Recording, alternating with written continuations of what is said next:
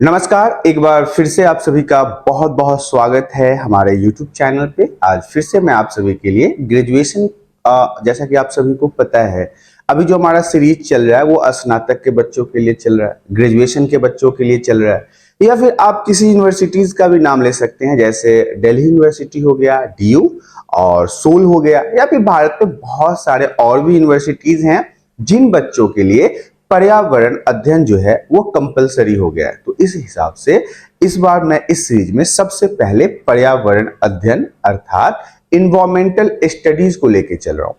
इस बुक के already 2 chapter complete हो चुके हैं। आज हमारे तीसरे चैप्टर का समय आ चुका है। तीसरा चैप्टर जो है वो है पारिस्थितिकी तंत्र, जैव रासायनिक चक्र, कार्य, ऊर्जा प्रवाह और उत्पादकता। मुख्य रूप से आपको इस चैप्टर में क्या क्या पढ़ना है, क्योंकि यह चैप्टर का नाम है, तो हम इस चैप्टर में पारिस्थितिकी तंत्र को नंबर 1 पे समझेंगे। इसके अलावा जैव रासायनिक चक्र जो है, ये जैव रासायनिक चक्र जो है इसको दूसरे नंबर पे समझेंगे। जैव रासायनिक चक्र और पारिस्थितिकी तंत्र के कार्य को तीसरे नंबर पे समझेंगे। साथ ही साथ ऊर्जा प्रवाह जो एनर्जी फ्लो होता है उसको चौथे नंबर पे समझेंगे और उत्पादकता को हम 5वें नंबर पे समझेंगे। तो मुख्य रूप से इस चैप्टर में हमें 5 पॉइंट्सों को पढ़ना है। इन 5 पॉइंट्सों के ऊपर ही आपका एनवायरमेंटल स्टडीज जो कॉलेज, ग्रेजुएशन, स्नातक, DU, सोल या फिर किसी भी अन्य यूनिवर्सिटी की बात करूं तो उस पे यही जो टॉपिक्स है इसी के ऊपर बेस्ड है पूरा चैप्टर। चैप्टर क्या कहता है? पारिस्थितिकी तंत्र किसे कहते हैं? ऑलरेडी हमने पारिस्थितिकी तंत्र के बारे में पहले भी चर्चा किया था। जैव रासायनिक चक्र क्या होता है इसके बारे में भी बात करेंगे। कार्य, ऊर्जा प्रवाह और उत्पादकता की बात करेंगे। यह चैप्टर जो है वो काफी महत्वपूर्ण है क्योंकि इसके अंदर कई सारे ऐसे पॉइंट्स हैं जो आपने पहले से भी पढ़ा है और इन पढ़े हुए पॉइंट्स को थोड़े से और विस्तारित रूप में हम आज के वीडियोज में पढ़ेंगे। अब हम बात कर लेते हैं कि इस चैप्टर में वो कौन कौन से मुख्य बिंदु हैं जिनके बारे में हमें पढ़ना है। तो देखिए, सबसे पहले नंबर पे हमें इस चैप्टर में परिचय के बारे में पढ़ना है। इसके बाद हम जैव भू रासायनिक चक्र के बारे में पढ़ेंगे क्योंकि किसी भी चैप्टर का परिचय पढ़ना इसलिए महत्वपूर्ण है क्योंकि आपको यह अंदाजा लग जाता है कि हमें इस पूरे चैप्टर में क्या पढ़ना है। तीसरे नंबर पे हम वायुमंडलीय पोषक चक्र पढ़ेंगे, एडेल्फिक का पोषक तत्व चक्र पढ़ेंगे। ये वेरी इंपॉर्टेंट रहेगा, VVI रहेगा क्योंकि एग्जाम में अक्सर पूछा जाता है। इसके कार्यों को पढ़ेंगे क्योंकि ये सिर्फ इतना ही हमें नहीं पढ़ना है, इस चैप्टर में और भी बहुत सारे पॉइंट्स हैं, लेकिन मुख्य रूप से देख लीजिए चैप्टर का परिचय हमें नंबर 1 पे पढ़ना है। इसके अलावा जैव भू रासायनिक चक्र को पढ़ना है, वायुमंडलीय पोषक चक्र को पढ़ना है, एडेल्फिक पोषक तत्व चक्र को पढ़ना है जो मैंने बताया कि ये बहुत महत्वपूर्ण रहेगा और इन सभी को करने के मतलब कैसे ये काम करता है, कैसे इनके कार्य करने के तरीके हैं, इनके बारे में पढ़ेंगे। इसके अलावा हम खाद्य श्रृंखला के बारे में पढ़ेंगे। खाद्य श्रृंखला के बारे में, फूड चेन के बारे में आपने पहले के क्लासेस में भी पढ़ रखा है। यहाँ पे थोड़ा सा विस्तृत तरीके से आपको पढ़ना है। खाद्य जाल के बारे में पढ़ेंगे। एक परितंत्र में ऊर्जा प्रवाह का क्या तरीका है इसके बारे में पढ़ेंगे क्योंकि एनर्जी फ्लो जो है एक बॉडी टू दूसरे बॉडी में या फिर किसी एक माध्यम से दूसरे माध्यम में जो एनर्जी फ्लो होता है या ट्रांसफर होता है वो भी काफी महत्वपूर्ण रहेगा। एक इकोसिस्टम में, एक परितंत्र में कैसे ऊर्जा जो है, एनर्जी जो है उसका ट्रांसफर होता है, ये भी महत्वपूर्ण रहेगा। ये भी आपका इस चैप्टर में VVI पॉइंट रहेगा। उत्पादकता क्या होता है और समस्थिति क्या होता है। तो ये कुछ वैसे पॉइंट्स थे जिनके बारे में आपको इन चैप्टर में पढ़ना है। अब हर एक पॉइंट्स को आपको मैं डिटेल्स में समझाऊंगा। हो सकता है वीडियो बहुत लंबा हो जाए। अब बहुत लंबा कहने का मतलब है कॉलेज के बच्चों के लिए जो पॉइंट्स होते हैं, जो वर्ड्स होते हैं, उनको एक्सप्लेन करने में वीडियोज बड़े हो ही जाते हैं। तो ये जितने भी पॉइंट्स थे इन सभी को एक एक करके हम समझ लेते हैं। अब हम बात करते हैं इस चैप्टर के परिचय के बारे में क्योंकि मैंने आपको पहले ही बताया था परिचय किसी भी चैप्टर का ऐसा सारांश होता है, ऐसा डिटेलिंग होता है शॉर्ट वर्ड्सों में कि जिनसे आप उन चैप्टर में क्या पढ़ना है, किन मुद्दों के बारे में पढ़ना है, इसके बारे में जान जाते हैं। तो परिचय में सबसे पहले है कार्य का अर्थ क्या है, मतलब कार्य करने का जो तरीका है, खासकर पारिस्थितिकी तंत्र की अगर हम बात कर लें किसी विशेष क्षेत्र के विशेष पारिस्थितिकी तंत्र का कार्य करना। अलग अलग हमारे पृथ्वी पे बहुत अलग अलग प्रकार के परिवेश आपको देखने को मिलेंगे, जैसे कि कहीं पे पानी है, कहीं पे भूमि है, कहीं पे पहाड़ है, कहीं पे जंगल है, कहीं पे कीचड़ है। तो ऐसे मतलब क्षेत्रों में पारिस्थितिकी तंत्र का जो काम करना होता है, यही हमारे यहाँ पे कार्य कहलाता है। इसमें जीवों का आपस में जुड़ना, उनकी पोषण संबंधी आवश्यकताएं, पोषक तत्वों का संचलन, ऊर्जा प्रवाह और फिर से सभी रसायनों का अपघटन, और दोनों हिसाब से होता है। यहाँ पे कार्बनिक और साथ ही अकार्बनिक दोनों तरीके से होता है, और वातावरण में उनकी फिर रिहाई शामिल होती है।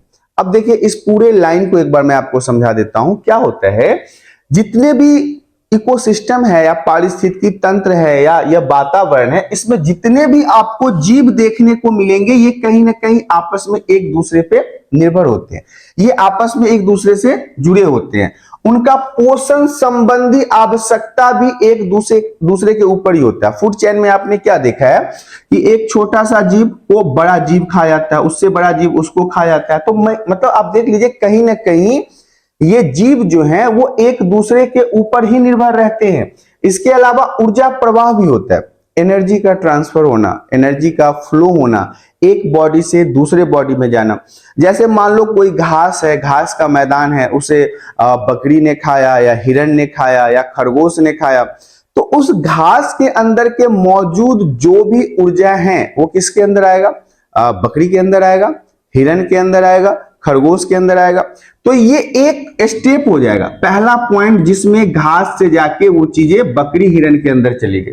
लेकिन जब हम बकरी को देखते हैं कि टाइगर खा जाता है, तो वो बकरी का एनर्जी जो है वो टाइगर के अंदर आ जाता है। तो यही हमारा ऊर्जा प्रवाह होता है। इसके बारे में हमने पहले के चैप्टर्स में भी डिटेल से पढ़ा और इस चैप्टर में भी पढ़ना है। और फिर से जितने भी रसायन हैं उनका अपघटन होता है। आपको पता है कि इंसेक्ट्स जो होते हैं उन चीजों को वापस वातावरण में मिलने में मदद करते हैं, जैसे वो कार्बनिक हो जाए या फिर वो अकार्बनिक हो जाए।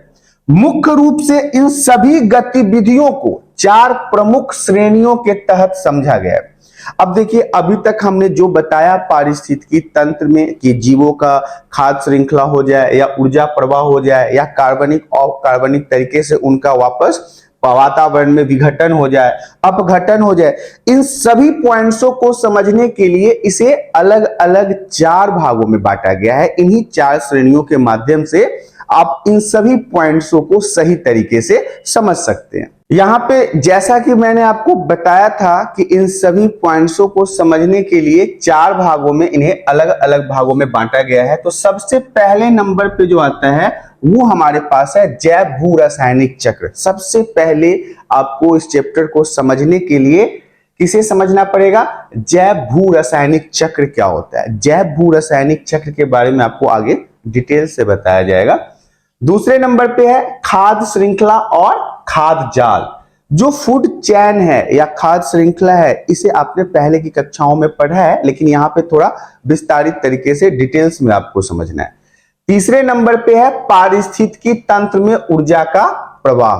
पारिस्थितिकी तंत्र में कैसे एक जगह से एनर्जी का ट्रांसफर दूसरे जगह हो जाता है या फिर एक बॉडी से दूसरे बॉडी में हो जाता है, ये हमें तीसरे नंबर पे पढ़ना है। चौथे नंबर पे है उत्पादकता। तो ये मुख्य रूप से 4 ऐसे पॉइंट्स हैं जिनके माध्यम से आप इस चैप्टर को आसानी से समझ पाओगे, और यही एक ऐसा तरीका है, यही वो श्रेणी है जिसके माध्यम से आप इस चैप्टर में आए हुए, चाहे वो भू जैव रासायनिक हो जाए या फिर खाद्य श्रृंखला हो जाए, खाद्य जाल हो जाए, पारिस्थितिकी तंत्र में कैसे ऊर्जा का फ्लो होता है वो हो जाए, या फिर प्रोडक्शन, उत्पादकता, इन सभी पॉइंट्सों को समझ के आप हर एक पॉइंट्स को आसानी से समझ पाओगे। जैसा कि मैंने आप सभी को बताया था कि हमने पिछले स्लाइड में इन सभी पॉइंट्सों को या फिर आप कह सकते हो इन सभी को समझने के लिए 4 अलग अलग श्रेणियों में इन्हें बांटा है। तो जिसमें मैंने आपको बताया था कि जो सबसे पहला श्रेणी है वो क्या है? जैव भू रासायनिक चक्र है। तो सबसे पहले हम जैव भू रासायनिक चक्र को समझ लेते हैं कि ये होता क्या है। देखिए जैसा कि नाम से संकेत मिलता है, आपको इसके नाम से पता चलता है कि एक पारिस्थितिकी तंत्र में जैविक और साथ ही भौतिक दोनों घटक एक चक्र को पूरा करने के लिए भूमिगत और जमीन के ऊपर से गुजरते रोल करते हैं। क्या होता है कि जब हम पारिस्थितिकी तंत्र की बात करते हैं तो पारिस्थितिकी तंत्र में जैविक और भौतिक दोनों घटक बहुत महत्वपूर्ण है, क्योंकि पारिस्थितिकी तंत्र के अंदर जैविक घटनाएं भी उतना ही महत्वपूर्ण स्थान रखती है जितना कि भौतिक घटनाएं। अब ये दोनों घटक बहुत महत्वपूर्ण है क्योंकि यह चक्र को पूरा करने के लिए भूमिगत अर्थात जमीन के नीचे की तरफ भी काम करती है और जमीन के ऊपर से गुजरने वाले कार्यों को भी करता है। पोषक चक्रण के माध्यम से विभिन्न अकार्बनिक और कार्बनिक यौगिक का निर्माण और विघटन होता है। ध्यान से समझिएगा, पोषण चक्रण के माध्यम से अलग अलग जीवों के खाने पीने का जो कार्य है वो अलग अलग तरीके से होता है, इसीलिए ये कभी अकार्बनिक रूप से या फिर कभी कार्बनिक रूप से ये विघटन होता रहता है। ये एक दूसरे से टूटते रहते हैं, खत्म होते रहते हैं। इस पारिस्थितिकी तंत्र का पोषण चक्र मतलब इसी पारिस्थितिकी तंत्र का क्या दूसरा नाम है? पोषण चक्र भी नाम होता है। ध्यान से समझिए कि जिस प्रकार से कार्बनिक और अकार्बनिक यौगिकों का निर्माण और विघटन होता रहता है और ये भूमिगत होता है, मतलब जमीन के नीचे भी और जमीन के ऊपर भी, ये जैविक भी होता है और भौतिक भी होता है। तो इन घटनाओं को हम पोषण चक्र के नाम से भी जानते हैं। प्रकृति से आत्मनिर्भर है, मतलब देखिए प्रकृति जो है वो प्रकृति से आत्मनिर्भर है, कहने का मतलब है सेल्फ इंडिपेंडेंट है। प्रकृति में वो सारी चीजें मौजूद हैं जिससे प्रकृति को किसी बाहरी सोर्स से कुछ लेने की आवश्यकता नहीं है, वो अपने अंदर ही उन सभी कामों को करने में सक्षम है जो प्रकृति के अंदर होना चाहिए। पदार्थ के प्रकृति के आधार पर जैव भू रासायनिक चक्र को दो प्रमुख श्रेणी वायुमंडलीय और एडोफिक चक्र में विभाजित किया गया। यहां पे आपको समझना है, एक नंबर का क्वेश्चन होता है, हर एक पदार्थ की प्रकृति अलग अलग होती है। जितने भी प्रोडक्ट होते हैं, जितने भी पदार्थ होते हैं, जितने भी मैटर होते हैं, उन सब का जो नेचर है वो अलग अलग होता है। जैसे कि आप देख लो, मैं एग्जाम्पल के लिए बताता हूं कि ये मार्कर है और मार्कर का प्रकृति क्या है? लिखना है। और ये सामने अगर बोर्ड है तो इसके ऊपर हम इस मार्कर से लिखते हैं, तो दोनों प्रोडक्ट का प्रकृति अलग अलग है। इसी प्रकार मैं कह रहा हूं कि पदार्थ की प्रकृति के आधार पर कि किस प्रकार का पदार्थ है, उसके कार्य करने की क्षमता क्या है, वो कार्य कैसा कर सकता है, इसे दो अलग अलग श्रेणियों में विभाजित किया गया। जैव भू रासायनिक चक्र को दो प्रमुख श्रेणियों में विभाजित किया गया है, जिसमें पहले नंबर पे है वायुमंडलीय और दूसरे नंबर पे आता है एडोफिक चक्र। अब वायुमंडलीय जैव भू रासायनिक चक्र और एडोफिक को भी हमें इस चैप्टर के अंदर पढ़ना होगा क्योंकि दोनों महत्वपूर्ण है।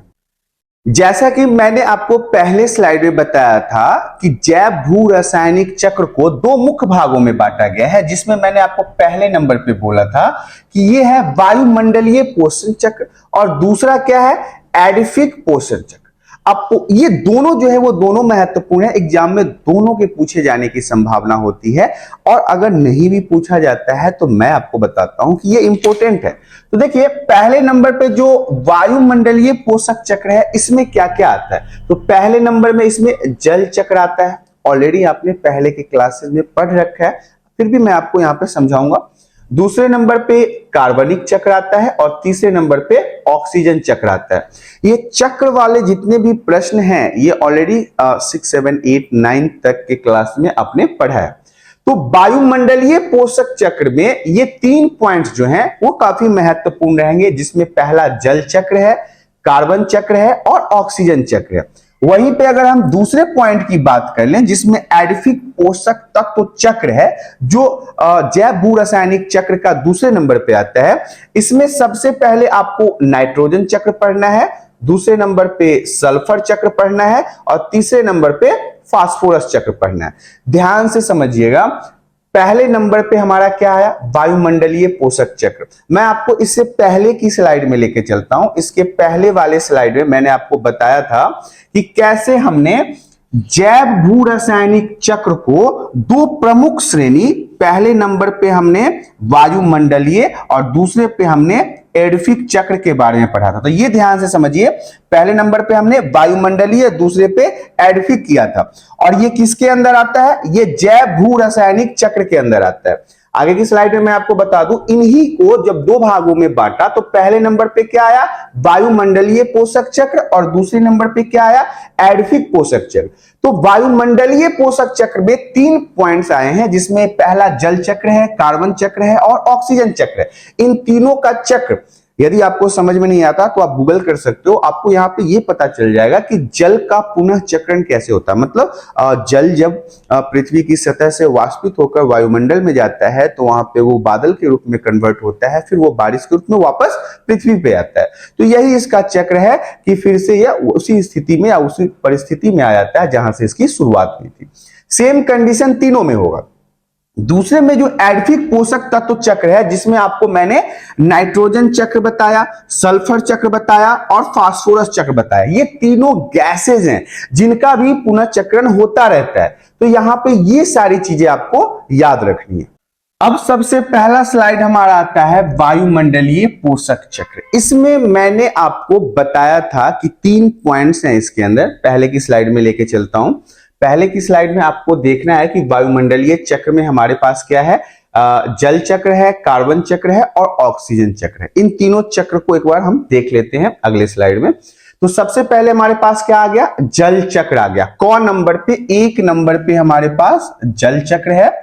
पौधों में प्रकाश संश्लेषण के लिए जल एक आवश्यक यौगिक है। आपको पता है कि जब पौधे अपना भोजन बनाते हैं, फोटोसिंथेसिस करते हैं, या फिर आप हिंदी में प्रकाश संश्लेषण कह सकते हैं, तो प्रकाश संश्लेषण के लिए सभी प्रकार के पौधों को जल की आवश्यकता होती है। जल के बिना वो अपना भोजन नहीं बना सकते हैं।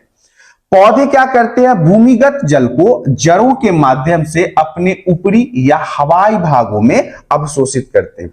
क्या होता है? जो पौधे होते हैं, जो पेड़ होते हैं, जो झाड़ होते हैं, जो जंगल होते हैं, वो अपनी जड़ के माध्यम से भूमि के अंदर जो मॉइस्चर होता है उसे एब्जॉर्ब करते हैं और उसे पौधों के ऊपरी भाग में, चाहे वो पत्ती हो जाए, टहनी हो जाए, इन सबको भेजते हैं। और ये पानी की प्रक्रिया जो है पत्तियों में क्लोरोफिल के माध्यम से भोज्य पदार्थ बनाने का काम करता है। इस पानी का उपयोग प्रकाश संश्लेषण की प्रक्रिया के लिए किया जाता है, फोटोसिंथेसिस के लिए किया जाता है, क्योंकि अगर पौधों को भोजन बनाना है तो उन्हें पानी की आवश्यकता होती है। कुछ पानी पौधों के शरीर से वाष्पोत्सर्जन की प्रक्रिया के माध्यम से वायुमंडल में वापस आ जाता है। क्या होता है? जब पेड़ पौधे अपने जमीन के अंदर से अपने जड़ों के माध्यम से वाटर को एब्जॉर्ब करते हैं, अवशोषित करते हैं, तो वो क्या करते हैं? पानी को ऊपरी सतह पर भेजते हैं, चाहे वो टहनी हो जाए, क्योंकि जड़ तो जमीन के नीचे होता है, तो वो पत्तियों के पास भेजते हैं, टहनियों के पास भेजते हैं।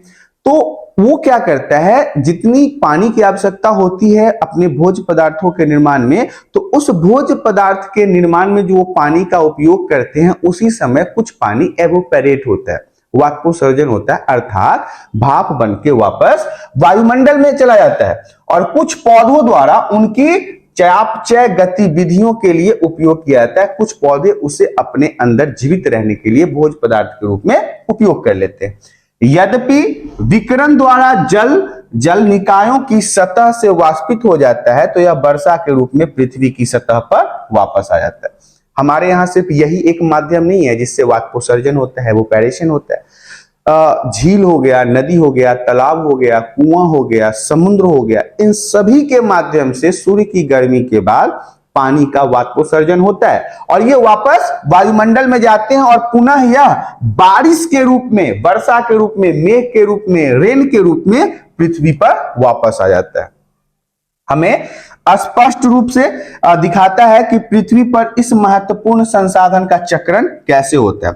अब शायद आपको इन वर्ड्स के माध्यम से अगर ये चीजें समझ में नहीं आई है तो मैं एक बार आपको इमेज के माध्यम से समझा देता हूं कि कैसे जल चक्र का उपयोग किया जाता है, या फिर आप जल चक्र को कैसे एज ए डायग्राम के माध्यम से समझा सकते हो। अब हम जल चक्र के इमेज के बारे में देख लेते हैं। आपको यहां से समझ में आ जाएगा कि जल चक्र काम कैसे करता है। तो सबसे पहले मैं आपको बताना चाहूंगा, ये हमारा वाटर स्टोरेज इन ओशियंस है, मतलब समुद्र के अंदर पानियों का भंडारण है। ठीक है। ये ग्राउंड स्टोरेज है, मिट्टी के नीचे, जमीन के नीचे जो पानी होता है। और फ्रेश वाटर स्टोरेज है, जो नदी, तालाब, झरने, झील इत्यादियों के माध्यम से होता है। अब क्या होता है, आप सबसे ऊपर देखो कि ये सूर्य है, सनलाइट है, ये समुद्र के ऊपर भी आएगा, नदी के ऊपर भी आएगा, तालाब झील के ऊपर भी आएगा। हर जगह सूर्य की प्रकाश समान उपस्थिति में रहती है। अब ये सूर्य की प्रकाश की उपस्थिति में, चाहे वो समुद्र हो, चाहे वो नदी हो, या वो झील हो, या वो फोटोसिंथेसिस हो, या फिर वो ग्राउंड लेवल का वाटर हो, हर जगह जब सूर्य का प्रकाश आएगा तो गर्मी के कारण ये इवोपैरेट होगा। ध्यान से समझिएगा, यहां से देखिए ये इवोपैरेट होना शुरू हो गया। अब ये क्या होता है, ये ऊपर जाके आइस एंड स्नो के रूप में, मतलब कि बर्फों के माध्यम, बर्फ के रूप में कह सकते हो, या पहाड़ों के ऊपर बर्फ जमना कह सकते हो, या बादल के रूप में कह सकते हो, ये जमा होता है। और फिर वापस ये क्या होता है, पानी मेघ के रूप में, रेन के रूप में वापस समुद्र के अंदर, नदी के अंदर, झील के अंदर, जंगलों के अंदर वापस आ जाता है। तो जल देख रहे हैं आपकी पृथ्वी की सतह से शुरू हुआ ऊपर की ओर बढ़ना, और वापस वर्षा मेघ के रूप में वो पृथ्वी की सतह पे आ गया। इसी को हम जल चक्र कहते हैं। तो ये इमेज के माध्यम से मुख्य रूप से मैं आपको जल चक्र के बारे में समझाना चाह रहा था। अब हम इसमें दूसरे नंबर पे हमारे पास ख है कार्बन साइकिल, इसके बारे में पढ़ेंगे। कार्बन चैन भी कहते हैं इसको इंग्लिश में। देखिए, कार्बन डाइऑक्साइड जिसे हम CO2 कहते हैं, प्रकृति में मौजूद एक महत्वपूर्ण गैस है। कार्बन डाइऑक्साइड भी बहुत महत्वपूर्ण गैस है। कार्बन डाइऑक्साइड की प्राथमिकता भी हमारे वातावरण में बहुत महत्वपूर्ण होता है, क्योंकि प्रकाश संश्लेषण की प्रक्रिया के लिए पौधों को इसकी आवश्यकता होती है। जैसे मनुष्य को जीने के लिए ऑक्सीजन की आवश्यकता होती है, मनुष्य को जीवित रहने के लिए भोजन की आवश्यकता होती है, ऐसे ही पेड़ पौधा हमारे वातावरण के लिए कितना महत्वपूर्ण है हम सभी जानते हैं। हमारे इकोसिस्टम के लिए, हमारे परितंत्र के लिए कितना, हमारे पारिस्थितिकी तंत्र के लिए कितना महत्वपूर्ण है, हम सभी को ज्ञात है। अब देखिए, कार्बन डाइऑक्साइड की जो मात्रा है वो हमारे वातावरण में एक महत्वपूर्ण स्थान रखता है, क्योंकि पौधों को अपना भोजन जो प्रकाश संश्लेषण की प्रक्रिया के माध्यम से बनता है, तो पौधों को कार्बन डाइऑक्साइड की आवश्यकता होती है ताकि खाद्य सामग्री तैयार किया जा सके। अब पौधे भी तो अपना भोजन बनाते हैं, पौधे भी अपना भोजन खाते हैं। अगर उनके पास भोजन नहीं होगा तो पेड़ पौधों की प्रजाति खत्म हो जाएगी।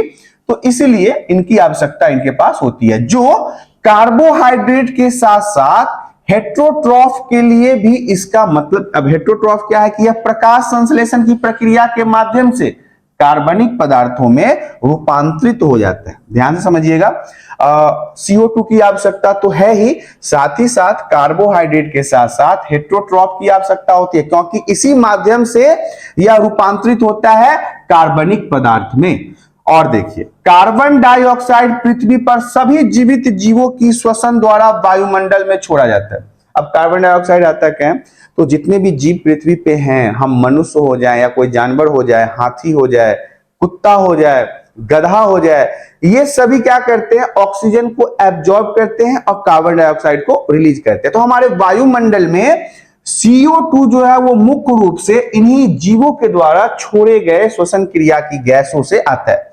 पृथ्वी की परपटी भी कार्बन छोड़ती है, जो कैल्शियम कार्बोनेट CaCO3 और मैग्नीशियम कार्बोनेट MaCO3 के रूप में मौजूद है। ध्यान से समझिएगा, पृथ्वी की परपटी वाला भाग जो है ये भी कार्बन छोड़ती है, कार्बन को रिलीज करता है, जो कैल्शियम कार्बोनेट होता है जिसे CaCO3 कहते हैं। और कौन क्या छोड़ता है, पृथ्वी की प्रॉपर्टी मैग्नीशियम कार्बोनेट छोड़ता है, जिसे हम MgCO3 के रूप में देखते हैं, जो पृथ्वी के ऊपर मौजूद होता है, जो खनिज की प्रक्रिया में समुद्री जीवों के लिए कंकालों से आता है। अब समुद्री जीव में जो समुद्र के अंदर जो जीव मर जाते हैं, उनके कंकालों से ये सारी चीजें प्राप्त की जाती है। अभी मैंने आपको पहले वाले स्लाइड में समझाया था कि समुद्र में जो कंकाल के बारे में बताया था, यही है, फॉसिल्स यही है, अर्थ क्रस्ट यही है, जो आपको पता है कि ये भी कहीं ना कहीं कार्बनिक पदार्थों को छोड़ता है। ये सॉइल्स है।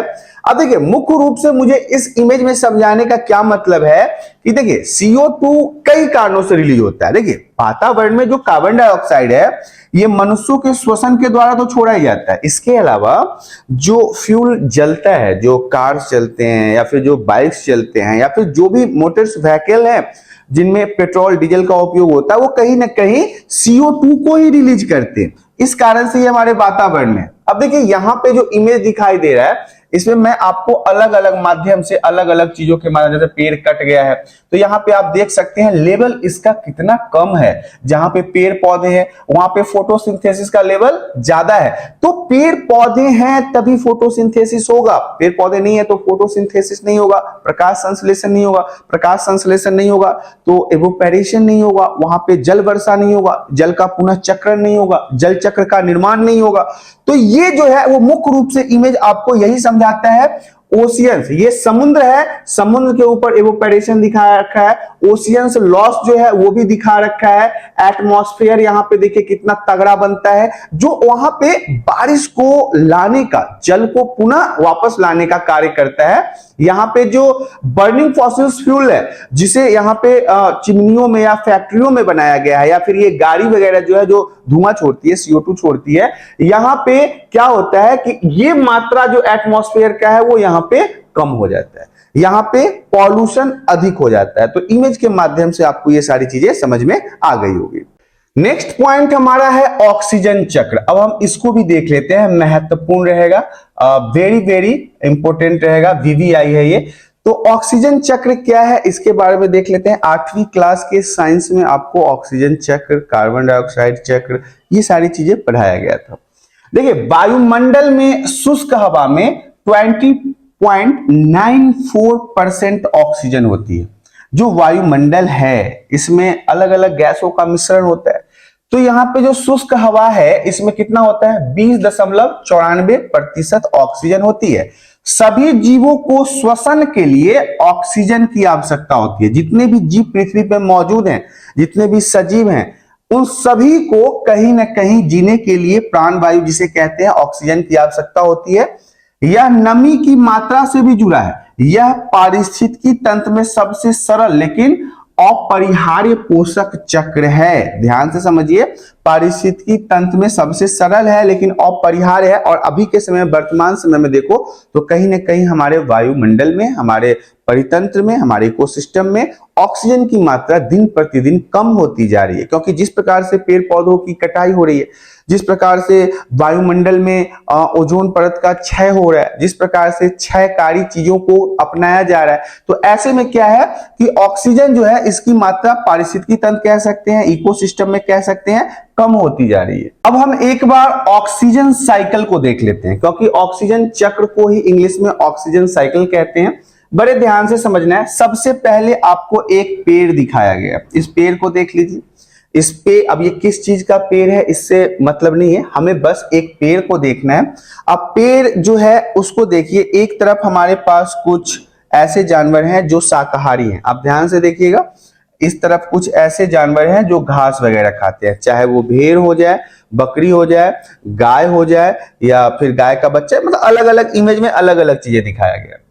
दूसरी तरफ जो आप देख रहे हो ये क्या है, ये भी कहीं ना कहीं ये कुछ मांसाहारी हैं लेकिन इसमें कुछ शाकाहारी भी है। लेकिन दोनों का इमेज जो दिखाया गया है वो इसलिए ऐसा दिखाया गया है कि इनकी निर्भरता जो है कहीं ना कहीं पेड़ों के ऊपर ही होती है। अब हम इसे समझते हैं। ये पेड़ है, ये क्या करता है, ऑक्सीजन को रिलीज करता है, ऑक्सीजन को छोड़ता है, और एब्जॉर्ब क्या करता है, CO2 को एब्जॉर्ब करता है। कार्बन डाइऑक्साइड क्या होता है, जब रिप्रिएशन होता है या फिर आप कहते हैं फोटोसिंथेसिस करो, तो CO2 को ये पेड़ पौधे क्या करते हैं, एब्जॉर्ब करते हैं और रिलीज क्या करते हैं, O2 को, ऑक्सीजन को। अब ये ऑक्सीजन जब रिलीज करते हैं तो चाहे इधर के जंतु हो, चाहे वो मांसाहारी हो या शाकाहारी हो, सभी के लिए प्राणवायु जो है वो O2 ही है, ऑक्सीजन ही है। क्योंकि ऑक्सीजन के माध्यम से ही ये जीव भी जिंदा रहते हैं और ऑक्सीजन के माध्यम से ही ये जीव जिंदा रहते हैं। तो ये ऑक्सीजन साइकिल था जो मुख्य रूप से मुझे समझाना था। अब यहाँ पे आपको ऑक्सीजन साइकिल समझ में आ गया होगा। अब जैसा कि मैंने आपको बताया था कि एडिफिक पोषक तत्व चक्र जो है वो काफी महत्वपूर्ण रहेगा और ये VBI रहेगा। मैंने शुरुआत में जब परिचय आपको समझा रहा था उसी समय बोला था ये VBI रहेगा। अब इसको देख लीजिए, एडिफिक पोषक तत्व चक्र में सबसे पहले नंबर पे क्या आता है? नाइट्रोजन चक्र आता है। नाइट्रोजन चक्र को समझ लेते हैं। नाइट्रोजन चक्र क्या होता है? यह एक जटिल चक्र है जो प्रकृति में विभिन्न चरणों में घटित होता है। ध्यान से समझिएगा, यह एक जटिल चक्र है जो प्रकृति में विभिन्न चरणों में घटित होता है। वायुमंडलीय वायु का लगभग 79% नाइट्रोजन है। अब ये भी महत्वपूर्ण, ऑलरेडी मुझे पता है, आप सभी को पता होगा कि वायुमंडल में जितने भी गैस हैं, इन गैसों में समझ लो कि 80% जो है वो क्या है? सिर्फ और सिर्फ नाइट्रोजन है। यह जैविक दुनिया में प्रवेश करता है और आत्मसात हो जाता है, फिर वापस वातावरण में चला जाता है। क्योंकि अब 79% नाइट्रोजन है तो इसका ये मतलब नहीं है कि ये बेकार है, नहीं, बहुत महत्वपूर्ण है पेड़ पौधों के लिए, नाइट्रीकरण के लिए, नाइट्रोजन स्थिरीकरण के लिए, दलहन पौधों के लिए, मनुष्यों के लिए, जीवों के लिए बहुत महत्वपूर्ण है। इसलिए प्रकृति ने इसकी मात्रा 79% रखा है। ये क्या होता है? नाइट्रोजन चक्र में पूरा होने में कुछ अलग अलग चरण शामिल है, क्योंकि ये नाइट्रोजन चक्र है और मुख्य रूप से अभी हम चक्रों के बारे में बात कर रहे हैं। बहुत सारे चक्र के बारे में हमने देखा है, जल चक्र देखा है, कार्बन चक्र देखा है, हमने ऑक्सीजन चक्र देखा है। हम अब इसके बाद नाइट्रोजन चक्र की बात कर रहे हैं। तो नाइट्रोजन चक्र की तरफ भी एक बार इमेज के माध्यम से इसको समझ लेते हैं। अब मुख्य रूप से यहां पे हम नाइट्रोजन चक्र की बात करेंगे। देखिए, नाइट्रोजन चक्र में क्या होता है? पृथ्वी की सतह से मतलब वायुमंडल से जितने भी इंसेक्ट्स हैं, जितने भी, अब देखो यहाँ पे कुछ आपको फिक्सिंग बैक्टीरिया दिखेंगे। ये ऐसे बैक्टीरिया हैं जो नाइट्रोजन का स्थिरीकरण करते हैं। यहाँ पे भी कुछ आपको बैक्टीरिया दिखेगा। ये वातावरण से चीजों को लेके और पृथ्वी की सतह तक लाता है। ये बैक्टीरिया क्या करता है? वायुमंडल से नाइट्रोजन को पृथ्वी की सतह तक लाता है और पृथ्वी की सतह पर जो पेड़ पौधे होते हैं उनकी जड़ें इनको एब्जॉर्ब करता है, इसका उपयोग करता है। इसके जो पेड़ पौधे को खाने वाले जीव जंतु हैं उनके शरीर से ये बाहर निकलता है और इसके अलावा ये वापस वायुमंडल में चला जाता है। तो कहीं ना कहीं आपने देखा वायुमंडल में 80% नाइट्रोजन मौजूद है, वापस इसे बैक्टीरिया के माध्यम से जमीन के अंदर लाया गया। जमीन के अंदर पेड़ पौधों की जड़ें होती है जो उसे एब्जॉर्ब करती है, अपने उपयोग में लाती है, पशु पक्षियों को प्रदान करती है और फिर वापस रिलीज कर देती है वायुमंडल में। तो ये एक प्रकार का नाइट्रोजन चक्र के बारे में था। नाइट्रोजन जो है, आपको पता है, अभी मैंने आपको बताया था पहले की स्लाइड में कि 80% नाइट्रोजन हमारे वातावरण में है, आपने समझ लिया, ठीक है। लेकिन ये जीवित जीवों में प्रवेश करता है कैसे? शुद्ध नाइट्रोजन गैस का उपयोग हरे पौधों द्वारा नहीं किया जा सकता है। ध्यान से समझिए, डायरेक्टली कोई भी पेड़ पौधा, कोई भी जीव जंतु डायरेक्टली नाइट्रोजन का उपयोग नहीं कर सकता। केवल नाइट्रोजन के नाइट्रेट और अमोनिया रूप का उपयोग उनके द्वारा किया जा सकता है। बड़े ही ध्यान से समझना है, इंपोर्टेंट है। डायरेक्ट शुद्ध रूप से नाइट्रोजन का उपयोग कोई भी पेड़ पौधा नहीं करता है। जब उसको नाइट्रेट या अमोनिया के रूप में रूपांतरण किया जाता है उसके बाद इसका उपयोग होता है। इस प्रकार नाइट्रोजन गैस सबसे पहले प्रकृति में नाइट्रिक ऑक्साइड और नाइट्रिक ऑक्साइड और अमोनिया में तय की जाती है, मतलब रूपांतरण किया जाता है, ट्रांसफर किया जाता है, बदला जाता है। नाइट्रोजन से नाइट्रेट के उत्पाद को नाइट्रिफिकेशन कहा जाता है, जिसे हम नाइट्रोजन स्थिरीकरण कहते हैं। अमोनिया के उत्पाद को अमोनियाफिकेशन कहा जाता है, क्योंकि डायरेक्ट हम नाइट्रोजन का उपयोग नहीं करते हैं, इसके रूपांतरण भाग का उपयोग करते हैं। नेक्स्ट पॉइंट हमारा कहता है नाइट्रिफिकेशन। यह गैर जैविक और जैविक दोनों तरह से किया जाता है। देखिए, जब गैर जैविक होगा तो वो भौतिक होगा और जैविक होगा तो वो रासायनिक होगा। तो यहाँ पे दोनों तरीके से नाइट्रिफिकेशन होता है। अब पहले नंबर पॉइंट पे देख लीजिए, नाइट्रोजन और नाइट्रिफिकेशन का गैर जैविक निर्धारण कैसे होता है, ये भी महत्वपूर्ण रहेगा। नाइट्रोजन प्रकृति में ऑक्सीजन के साथ संयुक्त हो जाता है। प्रकृति में ऑक्सीजन के साथ नाइट्रोजन का संयुक्त हो जाना यहाँ पे शुरुआत हो जाता है। इस प्रक्रिया को उच्च मात्रा में ऊर्जा की आवश्यकता होती है, हाई लेवल पे एनर्जी चाहिए। इसमें जब नाइट्रोजन जो प्रकृति में मौजूद है वो ऑक्सीजन के साथ संयुक्त हो जाता है, जुड़ जाता है। तो इस प्रक्रिया में क्या होता है, हाई लेवल पे ऊर्जा चाहिए होता है, एनर्जी चाहिए होता है।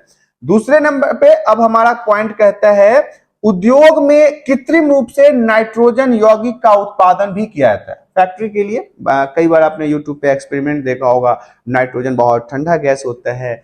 कई सारे यूट्यूबर हैं, जैसे हमारे भारत के एक बड़े मशहूर यूट्यूबर हैं इंडियन हैकर, उनको आपने अक्सर देखा होगा कि नाइट्रोजन वगैरह का वो इस्तेमाल करते हैं अपने एक्सपेरिमेंट के लिए। तो ये सब क्या किया जाता है, कृत्रिम रूप से नाइट्रोजन यौगिक का उत्पादन किया जाता है। और मैं यही नहीं कह रहा हूं कि वो इंडियन हैकर के द्वारा किया जाता है, बहुत सारे फैक्ट्री हैं, बहुत सारे कारखाने हैं, बहुत सारे और भी उपयोग हैं, बहुत सारे इवेंट्स हैं जहां पे कृत्रिम तरीके से इन सब का उपयोग किया जाता है। वे रासायनिक खाद किसान फसलों के पैदावार और मिट्टी की उर्वरता बढ़ाने के लिए इन उर्वरकों का इस्तेमाल करते हैं। कई बार खाद के रूप में, उर्वरक के रूप में भी नाइट्रोजन का इस्तेमाल जमीन को उपजाऊ बनाने के लिए किया जाता है। दूसरा है जैविक नाइट्रोजन निर्धारण। जैसा कि नाम से संकेत मिलता है, जैविक नाइट्रोजन निर्धारण जीवित जीवों द्वारा किया जाता है। जितने भी सजीव हैं इनके द्वारा जैविक नाइट्रोजन निर्धारण किया जाता है, जिसे नाइट्रोजन फिक्सिंग जीवों के रूप में जाना जाता है। जैसे ब्लू ग्रीन शैवाल हो गया, बैक्टीरिया हो गया, कवक हो गया, ये वही हैं जो मिट्टी के अंदर बैक्टीरिया के रूप में रहते हैं और वायुमंडल से नाइट्रोजन को एब्जॉर्ब करके मिट्टी में लाते हैं और मिट्टी की जड़ों में, पेड़ पौधे की जो जड़ होती है मिट्टी के अंदर, वो उन्हें एब्जॉर्ब करके इनका उपयोग अलग अलग जीवों में करते हैं। तो ये जैविक नाइट्रोजन निर्धारण के बारे में था। अब यहाँ पे इस इमेज के माध्यम से आप एटमॉस्फेरिक नाइट्रोजन के बारे में समझ लेंगे। जैसा कि मैंने आपको बताया था कि कुछ ऐसे बैक्टीरिया हैं, कुछ ऐसे शैवाल्स हैं, बहुत सारे ऐसे बैक्टीरिया हैं जो कहीं ना कहीं, अब देखो जैसे ये दलहन पेड़ है और भी बहुत सारे प्लांट है, ये सब क्या करता है, वायुमंडल से नाइट्रोजन को एब्जॉर्ब करता है और एब्जॉर्ब करके इनका जीवन भी इसी नाइट्रोजन के ऊपर डिपेंड करता है। फिर ये नाइट्रोजन जो एब्जॉर्ब करते हैं जमीन पे, ये जमीन को उपजाऊ बनाता है। इसलिए मैंने आपको पहले वाले स्लाइड में बताया था कि कई बार कृत्रिम तरीके से, आर्टिफिशियल तरीकों से उर्वरक के रूप में इस नाइट्रोजन का उपयोग खेत में उर्वरक क्षमता को बढ़ाने के लिए किया जाता है, खेती के पैदावार को बढ़ाने के लिए किया जाता है। लेकिन ये सब जो है वो नेचुरल तरीका है, जिसमें प्रकृति में बैक्टीरिया हो गया, शैवाल हो गया, ये सब वातावरण में मौजूद नाइट्रोजन को खींच के जमीन तक लाते हैं और इससे जमीन उपजाऊ बनता है। नेक्स्ट पॉइंट हमारा कहता है जैविक नाइट्रोजन स्थिरीकरण दो प्रकार का होता है। यहाँ पे मैंने आपको नाइट्रोजन स्थिरीकरण के बारे में अच्छे से समझाया है। यहाँ पे जैविक के बारे में, मैंने अजैविक के बारे में बात किया था। तो जैविक नाइट्रोजन स्थिरीकरण जो है ये भी दो प्रकार से होता है, वेरी इंपॉर्टेंट रहेगा। पहला क्या है, गैर सहजीवी नाइट्रोजन स्थिरीकरण। इसमें क्या होता है, यह उन जीवों द्वारा किया जाता है जो मिट्टी या पानी में स्वतंत्र रूप से रहते हैं। कई सारे ऐसे बैक्टीरिया है, कई सारे ऐसे जीवाणु हैं जो मिट्टी में स्वतंत्र रूप से रहते हैं, जैसे कि उदाहरण में दिया गया है एजोबैक्टर, एनाबीना, नेस्टॉक आदि। ये सब पानी में और जमीन के अंदर स्वतंत्र रूप से रहते हैं और ये कहीं ना कहीं जैविक तरीके से नाइट्रोजन का स्थिरीकरण करते हैं। दूसरा पॉइंट हमारा है सहजीवी नाइट्रोजन स्थिरीकरण। कुछ सूक्ष्म जीव सहजीवी साहचर्य में विभिन्न पौधों की जड़ों की गांठों के अंदर होते हैं। पेड़ पौधे जो जिनका जड़ जमीन के नीचे होता है, उनकी गांठों में, उनके ज्वाइंट्स के अंदर होते हैं। ये वायुमंडलीय नाइट्रोजन को ठीक कर सकते हैं। इस प्रक्रिया को सहजीवी नाइट्रोजन स्थिरीकरण कहते हैं। जैविक नाइट्रोजन स्थिरीकरण को दो भागों में बांटा गया, गैर सहजीवी और सहजीवी। तो ये सहजीवी वाले जो हैं वो पेड़ पौधों की जड़ों की गांठों में होते हैं और गैर सहजीवी जो है वो पानी और जमीन में स्वतंत्र रूप से होते हैं। उच्च पौधों की जड़ों में मुख्य रूप से फलियां होते हैं, बीन्स, मटर, सोयाबीन जो हो गया, दलिया, दाल वाले पौधे, इनमें गांठों में ये सारे जीवाणु पाए जाते हैं, आप कह सकते हो, जो आपको वायुमंडल से नाइट्रोजन को एब्जॉर्ब करते हैं और इनको प्रोवाइड करते हैं। इन नोड्यूल्स के अंदर गुना करते हैं और नाइट्रोजन स्थिरीकरण की प्रक्रिया को अंजाम देते हैं। उदाहरण के लिए आप देख लीजिए, जीवाणु है जैसे राइजोबियम। राइजोबियम का नाम आपने पहले भी सुना होगा, जो दलहन पौधों की जड़ों में मौजूद होता है और वायुमंडल से नाइट्रोजन को एब्जॉर्ब करके पेड़ पौधों को प्रदान करता है। इसीलिए नाइट्रोजन का स्थिरीकरण इसको राइजोबियम में इसका अहम योगदान माना जाता है। नेक्स्ट पॉइंट हमारा कहता है अमोनीकरण। मैंने नाइट्रोजनीकरण में या फिर नाइट्रोजन का स्थिरीकरण में अमोनीकरण के बारे में बताया था। तो देखिए, नाइट्रोजन चक्र में अमोनीकरण एक महत्वपूर्ण कदम है, वेरी वेरी इंपॉर्टेंट रहेगा। यह कार्बनिक पदार्थ पर बैक्टीरिया की अपघटन क्रिया से अमोनिया, जिसे हम NH3 या फिर अमोनियम जिसे NH कहते हैं, इसके उत्पादन की प्रक्रिया है। इस प्रकार पौधों के साथ साथ जानवरों की मृत्यु और क्षय होने पर जटिल कार्बनिक यौगिक को मिट्टी में छोड़ दिया जाता है, जहां वे फिर से सूक्ष्म जीवों द्वारा सरल यौगिक में विघटित हो जाता है। देखिए, ये जो सरल यौगिक है ये 2 नंबर के लिए महत्वपूर्ण रहेगा, क्योंकि सरल यौगिक आपके पॉइंट्स के अंदर भी था। अब बातों को समझिए, क्या होता है जब भी कोई जीव जंतु की मृत्यु हो जाती है, फिर जितने भी जीव जंतु मरते हैं तो उनको मिट्टी के नीचे डाल दिया जाता है। तो क्या होता है, उनके अंदर बैक्टीरिया, सूक्ष्म जीव उनको अपघटित करके वापस मिट्टी बनाने का काम करता है। देखिए, उदाहरण के लिए नाइट्रोसोमस हो जाएगा जो बैक्टीरिया जो है, या फिर नाइट्रोकोकस बैक्टीरिया जो है, ये अपघटित करने के लिए सबसे महत्वपूर्ण माना जाता है। नेक्स्ट टॉपिक हमारा कहता है नाइट्रीकरण। बहुत महत्वपूर्ण रहेगा। जब अमोनियम नाइट्रेट्स में परिवर्तित हो जाता है, ध्यान से देखिएगा, जब अमोनियम नाइट्रेट्स में परिवर्तित हो जाता है तो इसे नाइट्रिफिकेशन कहा जाता है। 1 नंबर के लिए यह भी महत्वपूर्ण रहेगा। नाइट्रेट को सीधे पौधे द्वारा अवशोषित किया जाता है। क्या समझ रहे हैं कि नाइट्रेट्स को सीधे पौधे एब्जॉर्ब करते हैं, अवशोषित करते हैं। नाइट्रोजन को सीधे तरीके से पौधे एब्जॉर्ब नहीं करते हैं, और प्रोटीन, न्यूक्लिक एसिड और अन्य नाइट्रोजन कार्बनिक यौगिक में शामिल किया जाता है। जब पौधे इसे एब्जॉर्ब करते हैं तो इसे इस तरह से रूपांतरित करते हैं। कुछ नाइट्रेट्स को मिट्टी के ह्यूमस में संग्रहित किया जाता है। ह्यूमस मतलब मॉइस्चर के अंदर उसे संग्रहित किया जाता है, बैक्टीरिया द्वारा स्थिर किया जाता है फिर इसे, और कुछ अवक्षेप के साथ जल में पहुंच जाता है, फिर ये वाटर के अंदर पहुंच जाता है। तो ये हमारा नाइट्रीकरण के बारे में था। हम यहाँ पे बात कर रहे हैं कि नाइट्रोजन गैस जो है वो वायुमंडल में वापस आता है, इसका प्रक्रिया क्या है, प्रोसेस क्या है। तो देखिए, अनाइट्रीकरण की प्रक्रिया के माध्यम से नाइट्रोजन गैस वायुमंडल में वापस आ जाती है। ध्यान से समझिएगा, अगर आपसे पूछा जाए नाइट्रोजन गैस वायुमंडल में वापस लौट आती है कैसे, तो आपको बताना है अनाइट्रीकरण। इसको ध्यान में रखिएगा। इसी प्रक्रिया के माध्यम से नाइट्रोजन गैस जो है वो वापस वायुमंडल में आ जाता है। कुछ बैक्टीरिया नाइट्रेट NO3 को मतलब कि नाइट्राइट कह सकते हैं आप इसे, जिसे NH2 कहते हैं, इसमें बदल सकते हैं। क्या करते हैं कुछ बैक्टीरिया, कुछ बैक्टीरिया ही तो मुख्य रूप से नाइट्रोजन का स्थिरीकरण करते हैं। तो कुछ बैक्टीरिया ऐसे होते हैं जो नाइट्रेट NO3 को नाइट्राइट NH2 में कन्वर्ट कर सकते हैं।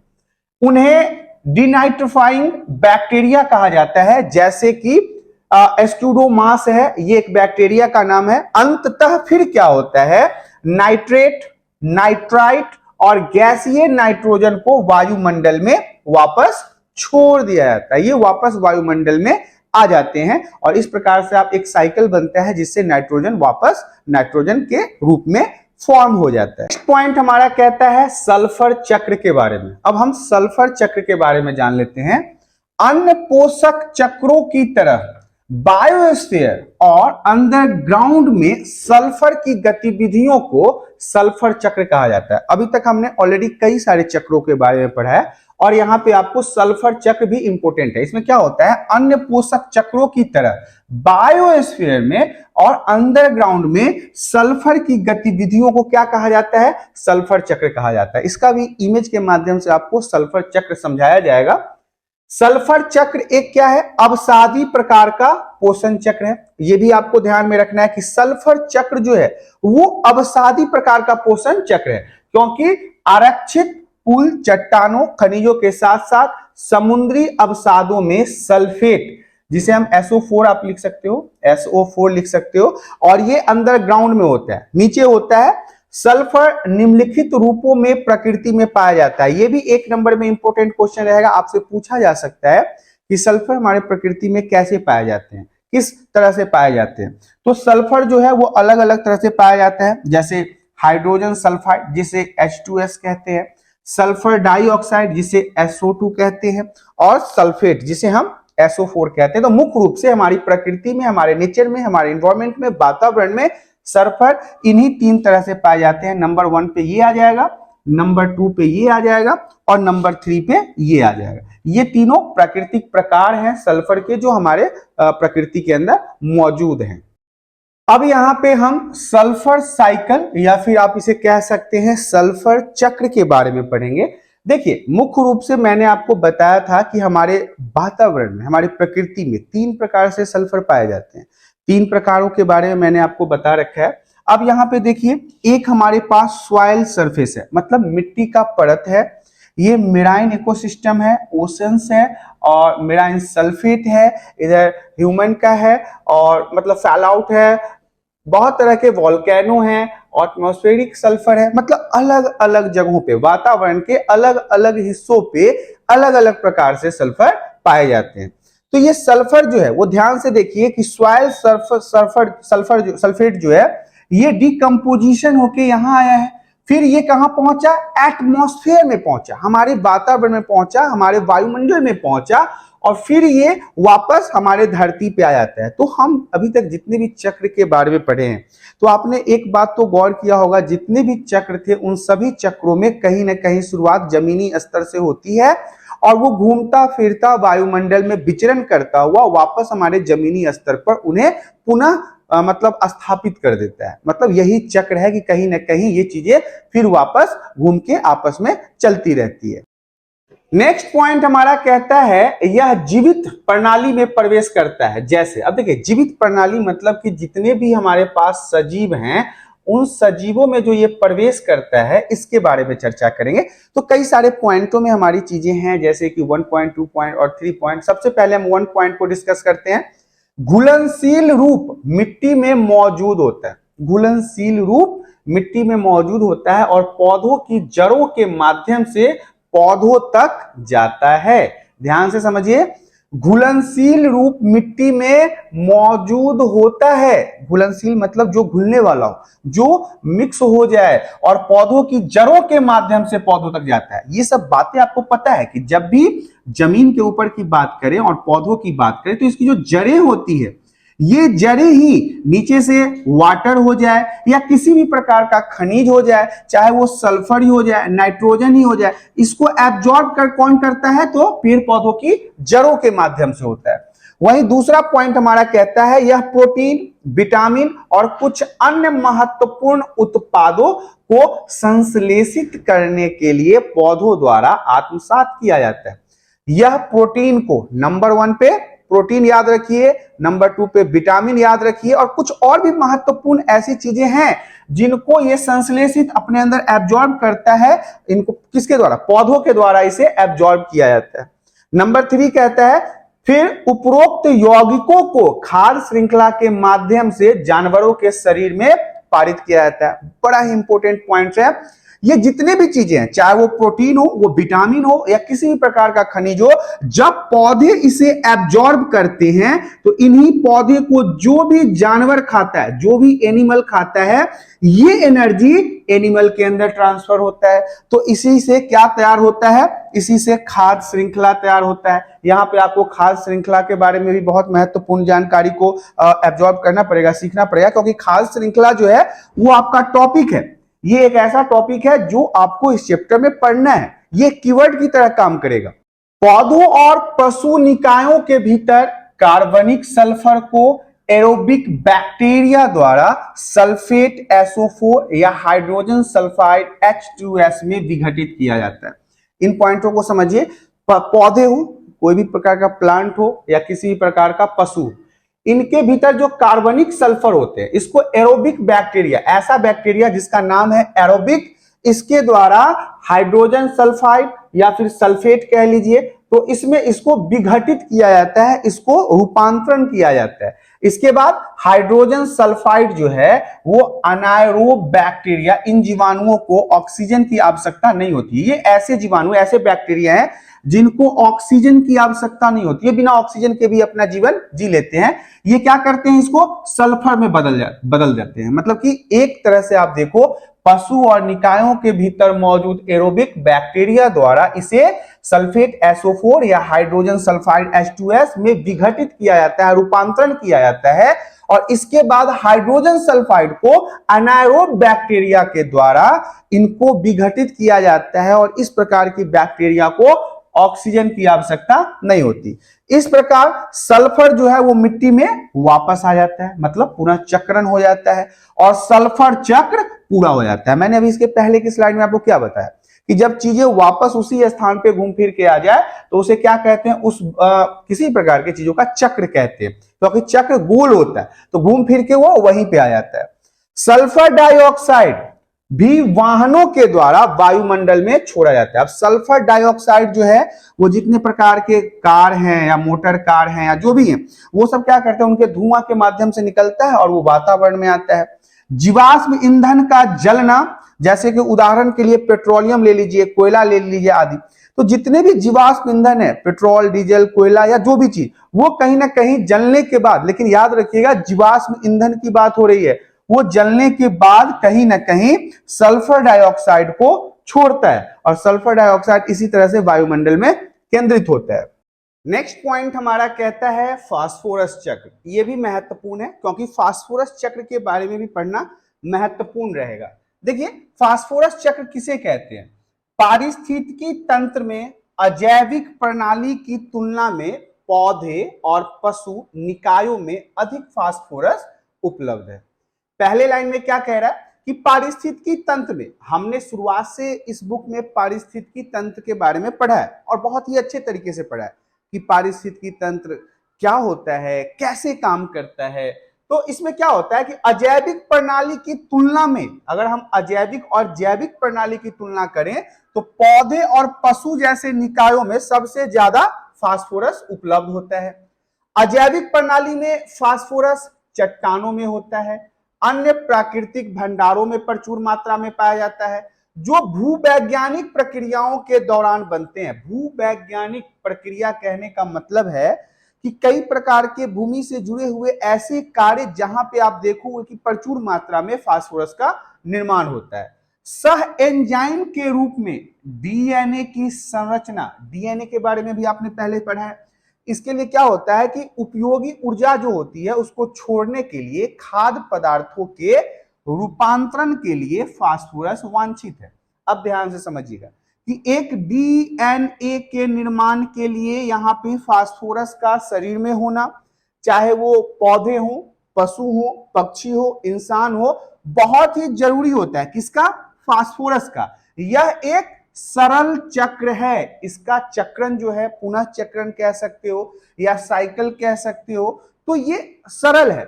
अगली स्लाइड में मैं आपको इसको इमेज के माध्यम से समझाता हूं कि फास्फोरस चक्र को आप कैसे समझ सकते हैं। अब हम आ चुके हैं फास्फोरस साइकिल पे। मैंने आपको बताया था कि इमेज के माध्यम से आप बहुत ही अच्छे तरीके से फास्फोरस साइकिल को समझ पाएंगे। यहाँ पे देखिए, सॉइल सॉल्यूशन है, फास्फोरस है और फास्फोरस के कई सारे केमिकल इक्वेशन है। अब यहाँ पे कुछ चीजें आपको आती हुई दिखाई दे रही होगी और कुछ चीजें यहां से निकलती हुई दिखाई दे रही होगी। जैसे यहाँ पे देखिए, सेकेंडरी कंपाउंड्स जो है, कैफ, फैप, मैप, एआईपी, ये सब एक प्रकार के फास्फोरस के रूप हैं जो यहां से जाते हुए दिखाई दे रहे होंगे। लेकिन बहुत सारे ऐसे चीज हैं, जैसे मिनरल्स हो गए, सरफेसेस हो गए, क्लेज हो गए, Fe आयरन हो गया, AI ऑक्साइड हो गया, कार्बोनेट हो गया, तो ये सारी चीजें आपको इधर आते हुए भी दिखाई देंगे। अब देखिए, मुख्य रूप से यहाँ पे फास्फोरस का काम क्या है। फास्फोरस यहाँ पे पौधों के लिए भी महत्वपूर्ण है, मैंने आपको बताया था, लेकिन ये जीव जंतु के लिए भी महत्वपूर्ण है, यहां तक कि ये इंसानों के लिए भी महत्वपूर्ण है। वेरी वेरी इंपॉर्टेंट है, क्योंकि ये कहीं ना कहीं इंसान के शरीर के लिए महत्वपूर्ण स्थान रखता है। मिनरल्स और फर्टिलाइजर, ये देख लीजिए, एटमॉस्फेरिक यहाँ पे जो है, या फिर आप एनिमल की बात कर ले, मैंने आपको बताया था पशुओं के लिए ये इंपॉर्टेंट है। यहाँ पे कई प्रकार आपको फास्फोरस के मिल जाएंगे जो कहीं ना कहीं इस जीवन को या फिर आगे चल के आपको टॉपिक आने वाला है खाद्य श्रृंखला, इन सभी में कहीं ना कहीं आपको फास्फोरस का महत्वपूर्ण स्थान दिखेगा। प्लांट के लिए हो गया, एनिमल्स के लिए हो गया, यहां तक कि बैक्टीरिया जीवाणु के लिए भी ये काफी महत्वपूर्ण होता है। तो ये पूरा साइकिल जो है, पूरा चक्र जो है वो फास्फोरस चक्र है, इसे बड़े ही ध्यान से समझना होगा। अब हम फास्फोरस साइकिल से आगे बढ़ते हैं। अगला स्टेप हमारा है पौधों की जड़ें मिट्टी में घुलनशील रूप से मौजूद फास्फोरस को अवशोषित करती है। देखिए यहाँ पे जो पॉइंट्स है, हमने शुरुआत से आपको बताया कि पौधे क्या करते हैं। आपको पता है कि पौधों का जो जड़ होता है वो मिट्टी के नीचे होता है, और मिट्टी में चाहे वो जल हो, मॉइस्चर के रूप में ही क्यों ना हो, या फिर वो किसी भी प्रकार के खनिज की बात कर लो, यहाँ पे प्रॉपरली हम फास्फोरस की बात कर रहे हैं। तो मिट्टी में जितने भी घुलनशील रूप से मौजूद फास्फोरस होते हैं ये उनको अवशोषित करता है। कौन करता है? पौधे अपने जड़ों के माध्यम से, और इसे आत्मसात करती है, अपने अंदर एब्जॉर्ब करती है। खाद्य श्रृंखला के माध्यम से यह फिर पशु निकायों में स्थानांतरित हो जाती है। यहां पे आपको बड़े ध्यान से समझना है, क्योंकि बहुत सारे ऐसे जीव जंतु हैं, बहुत सारे ऐसे प्राणी हैं जो पूर्ण रूप से पेड़ पौधों के ऊपर आश्रित होते हैं। तो यहाँ पे आपने देखा कि पौधे जो हैं वो जड़ के माध्यम से क्या करते हैं? फास्फोरस को पौधों तक पहुंचाते हैं, एब्जॉर्ब करते हैं, और फिर जब यही पशु के द्वारा इन पौधों को खाया जाता है, इन पेड़ों को खाया जाता है, तो ये फास्फोरस पौधों के माध्यम से जंतुओं में ट्रांसफर हो जाता है, और पौधे और जानवरों की मृत्यु और क्षय या पशु मल के द्वारा यह वापस वायुमंडल में चला जाता है। आपको पता है कि फास्फोरस का अगर चक्रण की बात करें तो अगर कोई जीव जंतु, पशु पक्षी, इंसान, कोई भी अगर इसको एब्जॉर्ब करता है तो उसको रिलीज भी तो करेगा। तो अब इसके रिलीज करने के क्या तरीके हैं, यहां पे देखिए, या तो जो पौधों को खाने वाले जीव हैं उनकी मृत्यु हो जाए तो वो फिर मिट्टी में मिल जाएंगे और यह फास्फोरस वापस वायुमंडल में या मिट्टी में चला जाएगा, या फिर ऐसे पौधों का क्षय हो जाए, या फिर पशु मल जो पॉटी होता है उसके माध्यम से भी यह वापस वायुमंडल में चला जाता है। मिट्टी से निकलने और समुद्र में फास्फोरस की कमी जमीन की उपलब्धता से अधिक है। ध्यान समझिएगा, मिट्टी से निकलने और समुद्र की बात करें, ओशियंस की बात करें, अगर बड़े बड़े पानी के जगहों की बात करें तो जमीन की उपलब्धता से वहां पे अधिक है, ज्यादातर आपको ये समुद्री क्षेत्रों में मिलेगा। केवल 60,000 टन फास्फोरस पक्षियों, समुद्र की मछलियों और शैवाल के माध्यम से मिट्टी में वापस लाया जाता है। सिर्फ 60,000 टन की अगर हम बात करें तो इतने ही फास्फोरस को वापस मिट्टी में वापस लाया जाता है। समुद्र में बड़ी मात्रा में फास्फोरस खो जाता है, क्योंकि समुद्र के पानी का तो कोई सीमा नहीं है, और जो फास्फोरस चला जाता है समुद्र में वो वापस बहुत कम मात्रा में वायुमंडल को या मिट्टी को मिल पाता है। अब हमारा इस चैप्टर का सबसे महत्वपूर्ण भाग आ गया है कार्य। ये वेरी वेरी इंपॉर्टेंट रहेगा, और कार्य के आते ही सबसे पहला VVI टॉपिक हमारा आया है खाद्य श्रृंखला। बहुत महत्वपूर्ण है खाद्य श्रृंखला, आपको समझना काफी महत्वपूर्ण रहेगा आपके एग्जाम के लिए, क्योंकि इस चैप्टर से खाद्य श्रृंखला भी एक ऐसा टॉपिक है जो आपके एग्जाम में पूछे जाने की संभावना है। क्या होता है? बार बार खाने और खाए जाने वाले जीवों की एक श्रृंखला के माध्यम से पौधों में स्रोत से खाद्य ऊर्जा के हस्तांतरण को खाद्य श्रृंखला कहा जाता है। ध्यान से समझिएगा। अब क्या हम आपको कुछ बातें समझाते हैं। ये जमीन है और इस जमीन पे छोटे छोटे पौधे उगे हैं, घास है, स्टेपी मैदान है। अब क्या होगा कि इन पौधों को खाने के लिए एक रैबिट होगा। मैं आपको ये एग्जाम्पल के लिए समझा रहा हूं। अब ये रैबिट है जो इन पौधों को खा के अपना जीवन चलाता है। तो अब यहाँ पे पहले स्टेप में आपने देखा जमीन के ऊपर ये छोटे छोटे घास थे, इसको खाने वाले को मैंने दूसरे नंबर पे रखा है। ये रैबिट है, खरगोश है। लेकिन कुछ ऐसे भी जीव जंतु हैं जो इन रैबिट को खा सकते हैं। अब वो क्या है, अब उनके बारे में बताता हूं। वो फॉक्स हो सकते हैं, वो डॉग हो सकते हैं, और वो अन्य भी जानवर हो सकते हैं जो कहीं ना कहीं डायरेक्ट ग्रास को नहीं खाते हैं, वो इनको खाने वाले जीवों को खाते हैं। और ज्यादातर आप याद रखिएगा, जो जंतु इन घासों को खा के जीवित रहता है वो कहीं ना कहीं शाकाहारी जंतु होता है। चाहे वो बकरी हो जाए, चाहे वो हिरन हो जाए, गाय हो जाए। अब आपने देखा कि घास के मैदान पे रैबिट ने इसका उपयोग किया और रैबिट को खाया लोमड़ी ने, रैबिट को खाया कुत्ते ने। अब इन सभी को, ये हमारे तीसरे नंबर पे आ गया, अब इन सभी को खाने वाला भी एक जानवर है जिसका नाम है टाइगर। टाइगर के अलावा भी बहुत सारे जानवर हैं जो कुत्ता जैसे छोटे छोटे जानवरों का सेवन करते हैं। तो ये एक प्रकार से खाद्य श्रृंखला है। अब हम खाद्य श्रृंखला को और विस्तार से समझते हैं। नेक्स्ट पॉइंट हमारा कहता है, खाद्य श्रृंखला के बारे में तो मैंने आपको समझा दिया कि खाद्य श्रृंखला कैसे काम करती है, मतलब खाद्य श्रृंखला के काम करने का तरीका क्या है, खाद्य श्रृंखला कैसे काम करता है, इसे भी समझ लेते हैं। हरे पौधे स्वपोषी या परितंत्र के उत्पादक हैं। ध्यान से समझिएगा, एक एक लाइन महत्वपूर्ण रहेगा। हरे पौधे कई प्रकार के हो सकते हैं, घास के मैदानों में, जंगलों में, या फिर घर के आसपास। ये हरे पेड़ पौधे कहीं के हों, लेकिन ये महत्वपूर्ण है कि ये स्वपोषी या परितंत्र के उत्पादक हैं। ये स्वपोषी इसलिए हैं क्योंकि ये अपना भोजन स्वयं बनाते हैं। क्लोरोफिल जो होता है, देखिए क्लोरोफिल जो है वो फोटोसिंथेसिस के लिए बहुत महत्वपूर्ण है, प्रकाश संश्लेषण के लिए, क्योंकि बिना क्लोरोफिल के ये अपना भोजन तैयार नहीं कर पाएंगे।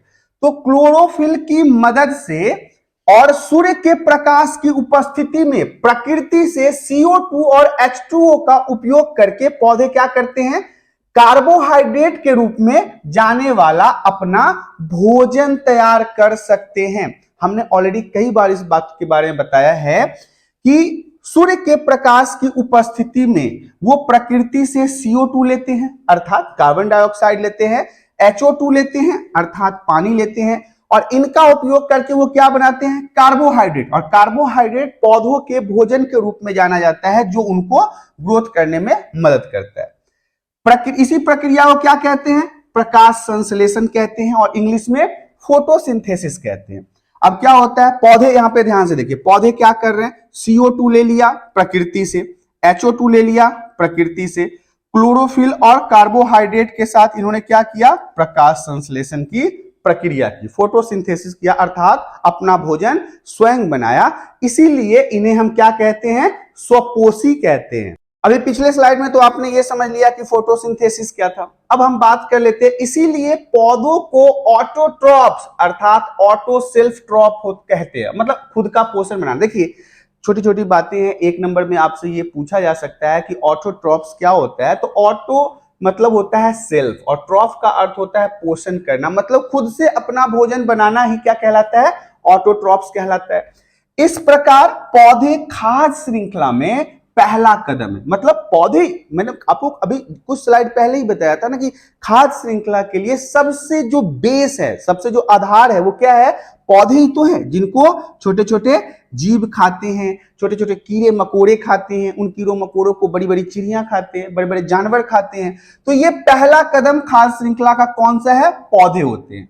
हेट्रोट्रॉप्स भी आता है, हेट्रो का अर्थ होता है अन्य, हेट्रो का मतलब होता है दूसरा, और ट्रॉफ का अर्थ होता है पोषण, मतलब दूसरों के बनाए गए पोषण को हम अपना आहार बना लें तो वो स्वपोषी नहीं कहलाएगा, वो क्या कहलाएगा, हेट्रोट्रॉप्स कहलाएगा। मतलब स्वपोषी का मतलब तो वो हुआ जो अपना भोजन स्वयं बनाते हैं। वे जीव हैं जो भोजन और ऊर्जा के लिए ऑटोट्रॉप्स पर निर्भर करते हैं, मतलब स्वपोषी पर निर्भर होने वाले चीजों को, जानवरों को, कीड़ों को, मकोड़ों को हम क्या कहेंगे, ऑटोट्रॉप्स कहेंगे। हेट्रोट्रॉप्स दो प्रकार के होते हैं, पहला होता है शाकाहारी और दूसरा होता है मांसाहारी। जैसे मनुष्य दो प्रकार के, जीव दो प्रकार के, ऐसे ही यहां पे जो हेट्रोट्रॉप्स हैं, जो दूसरों के भोजन पे अपना निर्भरता दिखाते हैं, वो भी दो प्रकार के होते हैं। पहला है शाकाहारी और दूसरा है मांसाहारी। शाकाहारी जीव जड़ी बूटी पौधे खाने वाले होते हैं। शाकाहारी जीव, सिंपल सी बात है, हम सभी को पता है। ऐसे जीव जो मांसाहारी भोजन नहीं करते, जड़ी बूटी खाते हैं, फल फूल खाते हैं, कंदमूल खाते हैं, पेड़ की पत्तियां खाते हैं, वो क्या कहलाते हैं, शाकाहारी कहलाते हैं। अब देखिए कई बार कंफ्यूजन होता है बच्चों के बीच में कि कई बार आप लोगों से भी सुनेंगे कि लोग कहेंगे हम तो शाकाहारी हैं, लेकिन मैं उनको क्लियर कर देना चाहता हूं, मनुष्य कोई भी शाकाहारी हो ही नहीं सकता। शाकाहारी सिर्फ और सिर्फ वो लोग हो सकते हैं जो सिर्फ और सिर्फ कंदमूल खाते हैं, जो सिर्फ और सिर्फ फूल पत्ती खाते हैं। क्योंकि मनुष्य अगर किसी भी अवस्था में हरी सब्जी से लेकर कुछ भी खाए, दूध पिए, तो कहीं ना कहीं वो बैक्टीरिया का सेवन करता है और वो शाकाहारी हो ही नहीं सकता। दूसरे जीव का तो वो हत्या कर ही रहा है। तो देखिए, वे केवल हरे पौधे स्वपोषी ही खा सकते हैं, जैसे टिड्डी हो गया, खरगोश हो गया, बकरी हो गया, हिरन हो गया। इन सभी चीजों के बारे में हमने पहले भी चर्चा किया था। बहुत महत्वपूर्ण पॉइंट्स हैं ये सारे, आपको बड़े ही ध्यान से समझना है। पिछले स्लाइड में आपने स्वपोषी के बारे में सही तरीके से पढ़ लिया। अब हम बात करेंगे मांसाहारी एक पारिस्थितिकी तंत्र में मांस खाने वाले होते हैं। बहुत सारे लोग ये भी कहते हैं कि मैं मांसाहारी हूं। जैसे मैंने अभी आपको पहले वाले स्लाइड में बताया था, कुछ लोग ऐसे हैं जो कहेंगे कि शाकाहारी हैं। कुछ लोग आपको समाज में ऐसे भी मिल जाएंगे जो ये कहेंगे कि मैं मांसाहारी हूं। कुछ लोग ऐसे हैं जो कहेंगे सर्वाहारी है। तो सर्वाहारी तक तो कुछ बातें आपको समझ में आ जाएगी, लेकिन मांसाहारी का मतलब है कि पारिस्थितिकी तंत्र में रहने वाले ऐसे जीव जो केवल और केवल मांस खाते हैं, वही मांसाहारी होंगे। उनमें मेढक, सांप, बाज, शेर, बाघ जैसी जड़ी बूटी खाने की क्षमता नहीं होती। मतलब ये जो आपको एग्जाम्पल दिखाया गया है, ये वो जानवरों का नाम है जो फूल पत्ती नहीं खा सकते, जो पेड़ पौधों को नहीं खा सकते, जो शाकाहारी भोजन नहीं कर सकते, तो इसीलिए इन्हें मांसाहारी कहा गया है। इस प्रकार एक पारिस्थितिकी तंत्र में खाने और खाने के लिए योजना के आधार पर एक श्रृंखला जैसी संरचना पाई जाती है, जिसे एक पारिस्थितिकी तंत्र में प्रार्थना शिकारी संबंध भी कहा जाता है। अब ध्यान से समझिए, बहुत सारे ऐसे लोग हैं दुनिया में, अलग अलग लोग आपको अलग अलग राय देंगे। कुछ लोग ये कहेंगे, मैंने अच्छे अच्छे बाबा को भी बोलते हुए सुना है, कुछ तो बाबा मेरे फेवरेट भी है, जो कहते हैं कि मांसाहारी भोजन का सेवन नहीं करना चाहिए। ठीक है, तो ये अभी तो प्रचलित नहीं हुआ है और ना अभी लाया गया है, ये तो बहुत साल पहले से हो रहा है, हजारों लाखों साल पहले से हो रहा है कि लोग मांसाहारी भोजन का सेवन करते थे। अब देखिए क्या होता है यहाँ पे, अगर हम सिर्फ और सिर्फ शाकाहारी भोजन का सेवन करें, हम भी और जानवरों, ऐसे जानवरों को मार दे जो मांसाहारी भोजन का सेवन करता है, तो इस धरती का विनाश हो जाएगा, धरती पूरी समाप्त हो जाएगी। क्योंकि यह बैलेंस तभी है जब यहाँ पे शाकाहारी और मांसाहारी दोनों जीव हैं। अब आप समझ लो कि इस धरती का बैलेंस तभी बना हुआ है जब एक शाकाहारी जीव को एक मांसाहारी जीव अपने भोजन के रूप में ग्रहण करता है। अगर सिर्फ और सिर्फ मांसाहारी ही जीव रह जाए तब भी धरती पे प्रलय आ जाएगा, सिर्फ और सिर्फ शाकाहारी ही जीव रह जाए तब भी धरती पे प्रलय आ जाएगा। खाद्य श्रृंखला एक बैलेंस के ऊपर चलता है, एक बंधन के ऊपर चलता है, जो आपको अभी के स्लाइड में बताया गया है। अब एक शॉर्ट इंफॉर्मेशन और देख लीजिए, पौधे स्वपोषी होते हैं, विषमपोषी। देखिए, स्वपोषी और विषमपोषी में यहाँ पे आप अंतर देख लीजिए, शाकाहारी, विषमपोषी, मांसाहारी, हेट्रोट्रॉप्स, और पौधे प्राथमिक उपभोक्ता, द्वितीयक उपभोक्ता और तृतीयक उपभोक्ता तीनों होते हैं। ये एक प्रकार का एग्जाम्पल है, क्योंकि पौधे जो होते हैं वो स्वपोषी होते हैं, वो अपना भोजन स्वयं बनाते हैं, और ऐसे जीव जो स्वपोषी के द्वारा बनाए गए भोजन का सेवन करते हैं उसे हम विषमपोषी कहते हैं।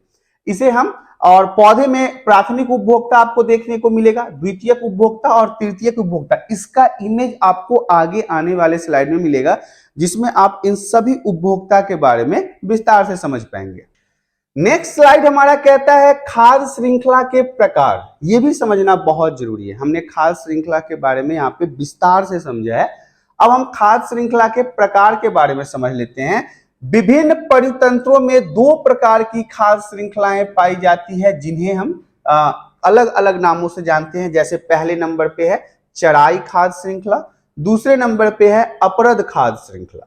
ये आप समझ लीजिए कि खाद्य श्रृंखला अगर आपसे पूछा जाए तो आप बताएंगे दो प्रकार का होता है। पहला होता है चराई खाद्य श्रृंखला, दूसरा होता है अपरद खाद्य श्रृंखला।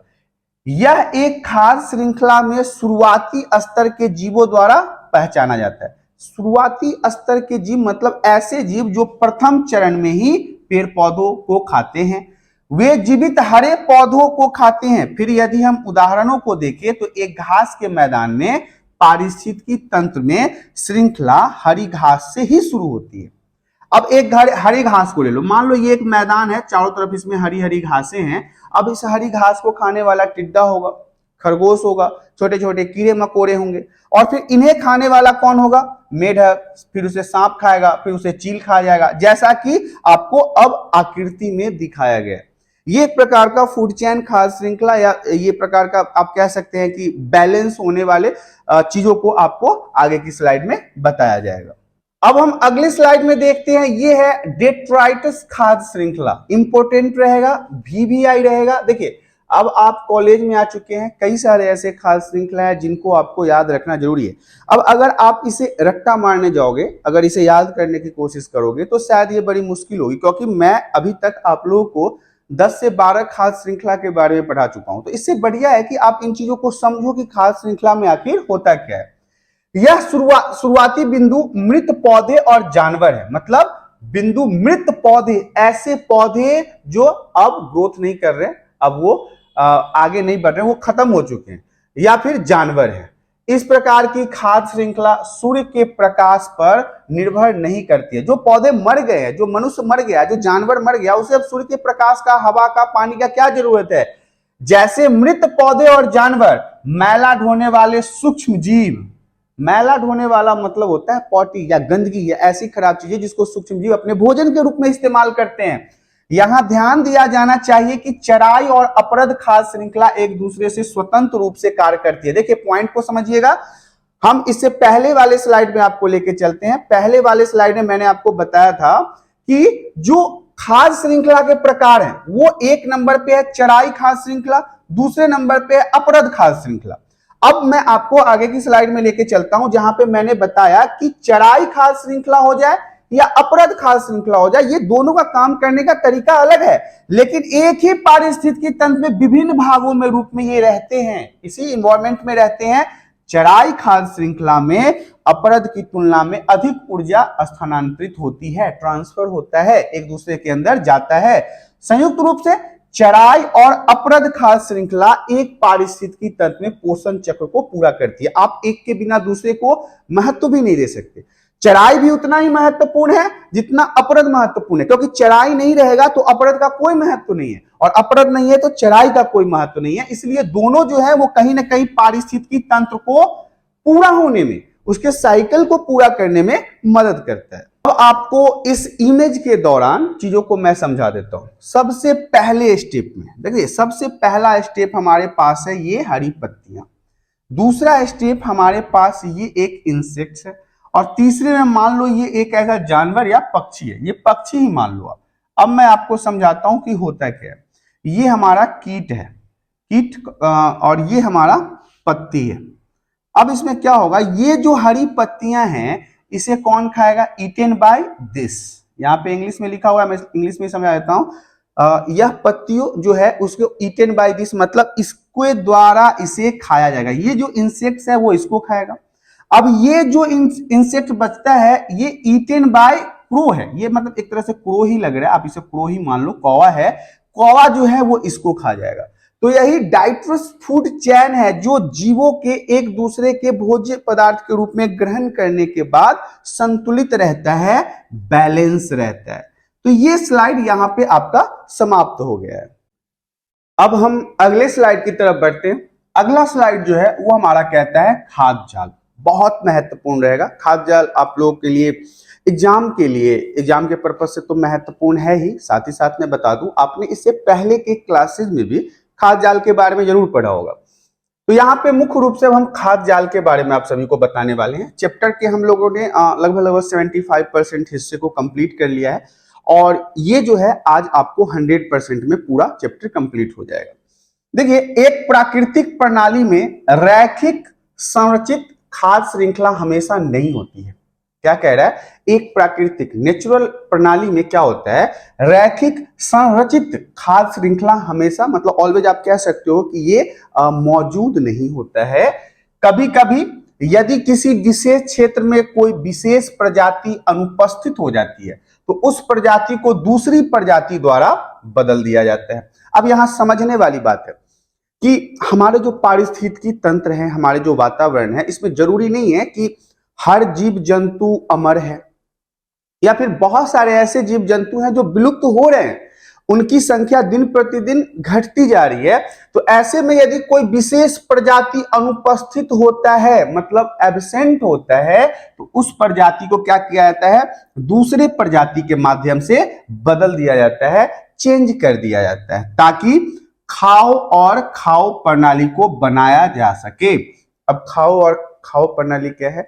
हर एक जीव जंतु दूसरे जीव जंतु के ऊपर निर्भर होता है। कहीं ना कहीं वो अपने पोषक तत्व को प्राप्ति करने के लिए, ऊर्जा को प्राप्त करने के लिए दूसरे जीव जंतु को खाके अपना जीवन बिताते हैं। उदाहरण के लिए एक घास के मैदान के पारिस्थितिकी तंत्र में यदि मेढक स्थिर रहेंगे और चील, भोजन भी उपलब्ध होगा। इसके अलावा प्रकृति में खाद्य श्रृंखलाओं का एक अधिक जटिल नेटवर्क मौजूद है जो आपस में जुड़े हुए हैं, इसे खाद्य जाल कहते हैं। ध्यान से समझिएगा, उदाहरण के लिए बताया गया है कि यदि मेढक स्थिर रहेंगे, मेढक होगा तो वहां पे चील, उसके लिए भोजन उपलब्ध होगा।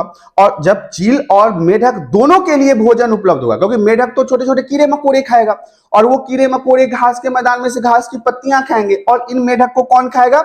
इन मेढक को चील खाएगा, तो भोजन भी उपलब्ध होगा। हर जानवर, जीव जंतु के लिए भोजन उपलब्ध होगा। इसके अलावा प्रकृति में खाद्य श्रृंखलाओं का एक अधिक जटिल नेटवर्क, जाल, नेटवर्क मतलब जाल, मौजूद होगा और ये एक दूसरे से आपस में जुड़े होंगे।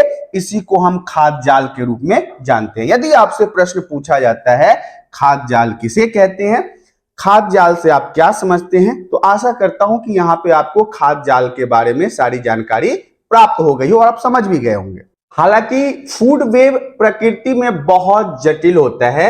यह एक पारिस्थितिकी तंत्र के संतुलन और स्थिरता में महत्वपूर्ण भूमिका भी निभाता है। ध्यान से समझिएगा कि फूड वेब जो है वो प्रकृति का बहुत ही जटिल प्रक्रिया है और यह पारिस्थितिकी तंत्र के संतुलन और स्थिरता में महत्वपूर्ण भूमिका निभाता है। पारिस्थितिकी तंत्र में जो बैलेंसिंग होता है, जो एक लेवल होता है, जिस एक लेवल पे दूसरा लेवल टिका होता है, दूसरे लेवल पे तीसरे लेवल टिके होते हैं, तो इसमें यह महत्वपूर्ण भूमिका निभाता है। यदि प्रकृति से हिरणों का सफाया हो जाए, एग्जाम्पल समझिएगा, आपको यह एग्जाम्पल मैंने कई बार समझाया। यदि प्रकृति में, वातावरण में, जंगल में, हमारे आसपास में जहां पे ये जानवर सब रहते हैं, वहां से हिरणों का सफाया हो जाए तो घास की संख्या में क्या होगा? वृद्धि होगा, क्योंकि घास को कौन खाता है? बकरी खाता है, हिरण खाता है, और ऐसे ही अन्य शाकाहारी जीव जंतु खाते हैं। तो अगर ऐसे शाकाहारी जीव जंतु का प्रकृति से ही सफाया हो जाए तो क्या होगा? घास में वृद्धि हो जाएगी और वो फसली क्षेत्र में को भी विस्तारित होने लगेंगी। बदले में फसली भूमि का क्षेत्र कम हो जाएगा, जिसके परिणाम स्वरूप उत्पाद कम होंगे। फसली क्षेत्र कहने का मतलब है ऐसी जगह जहां पे फसलों को उगाया जाता है। अब अगर घास के मैदान बढ़ेंगे तो फसली क्षेत्र कम हो जाएगा और इसके उत्तर में आप देखोगे परिणाम में कि जो प्रोडक्शन है अनाजों का वो कम हो जाएगा। इसी प्रकार ऊपरी पोषी स्तर के जंतु जैसे बाघ हो गया, उसको अपना भोजन ही नहीं मिलेगा, क्योंकि बाघ, शेर, चीता और भी बहुत सारे जानवर जो जंगली हैं, जो मांसाहारी हैं, किन चीजों को खाते हैं। ऐसे ही छोटे छोटे जानवर, हिरन को, बकरी को, खरगोश को, गिद्ध को, अब यही सब नहीं होगा तो इनको अपना भोजन नहीं मिलेगा और अंततः वे भी क्या होगा? मर जाएंगे। जब उनको भोजन ही नहीं मिलेगा तो उनकी भी मृत्यु हो जाएगी। इसीलिए पारिस्थितिकी तंत्र में संतुलन बनाए रखने के लिए खाद्य जाल नेटवर्किंग प्रकृति की एक महत्वपूर्ण रचना है। मतलब कि अगर खाद्य जाल नहीं होगा तो क्या होगा कि अन्य जीवों को भोजन सही समय पर नहीं प्राप्त होगा, और भोजन सही समय पर प्राप्त नहीं होगा तो कई प्रकार के ऐसे जीव हैं जिनकी अंततः मृत्यु हो जाएगी। वो भोजन के बिना, ऊर्जा के बिना मर जाएंगे। अब मैं आपको बहुत ही महत्वपूर्ण तस्वीर के माध्यम से खाद्य जाल को समझाने जा रहा हूं, क्योंकि प्रकृति में मैंने आपको बताया है कि शुरुआत से हम जब से हम ग्रेजुएशन के इस बुक को शुरुआत किए तब से क्या हुआ है? तब से यही हुआ है कि हमने वातावरण के बारे में, पारिस्थितिकी तंत्र के बारे में, जीवों के बारे में, जीव के बैलेंसिंग के बारे में, प्रकृति की बैलेंसिंग के बारे में, ये सब चीजों को पढ़ा है, संतुलन के बारे में पढ़ा है। तो ये जो तस्वीर है ये मुख्य रूप से आपको खाद्य जाल के बारे में समझाएगा। जैसे एग्जाम्पल के लिए देख लीजिए, मैंने आपको ये सारी चीजें कई बार बताया है। सबसे नीचे हमारे पास ग्रीन प्लांट है। ग्रीन प्लांट कहने का मतलब होता है घास का मैदान आप कह सकते हो, या हरी हरी घासों के बारे में कह सकते हो। तो इस घास के मैदान को देखिए कौन खा रहा है? गोट। गोट मतलब क्या होता है? बकरी। ध्यान समझिएगा, गोट का मतलब होता है बकरी। तो इस घास के मैदान को बकरी ने भी खाया है। रैबिट मतलब खरगोश। ध्यान से समझिएगा, ये खरगोश है। अब इसी घास के मैदान को खरगोश ने भी खाया।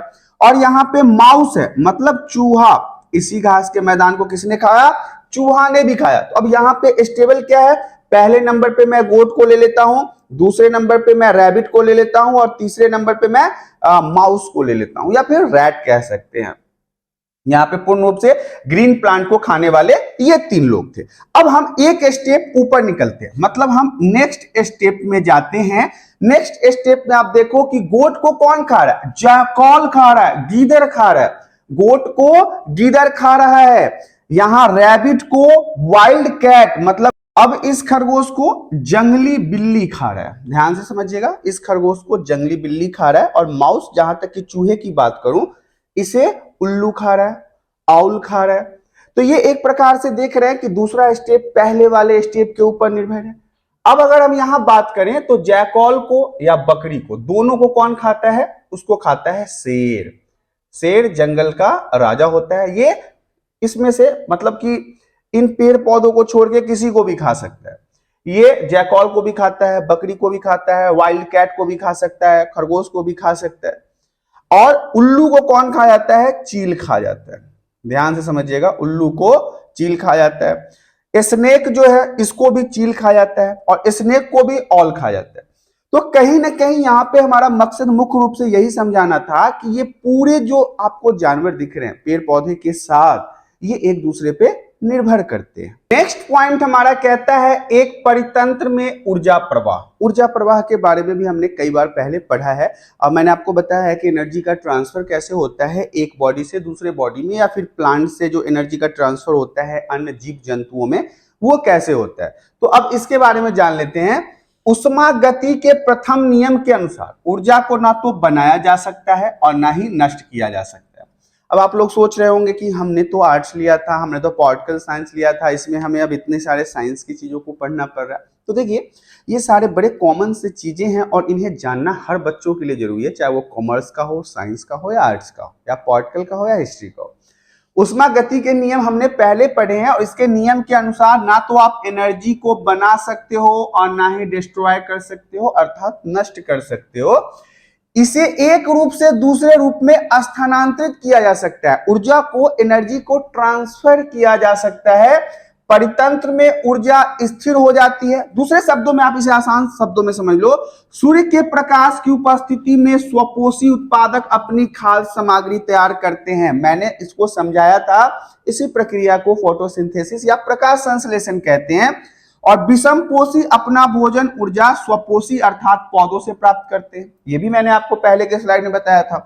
सभी सजीवों को अपने कार्य या उपापचय करने के लिए ऊर्जा की आवश्यकता होती है।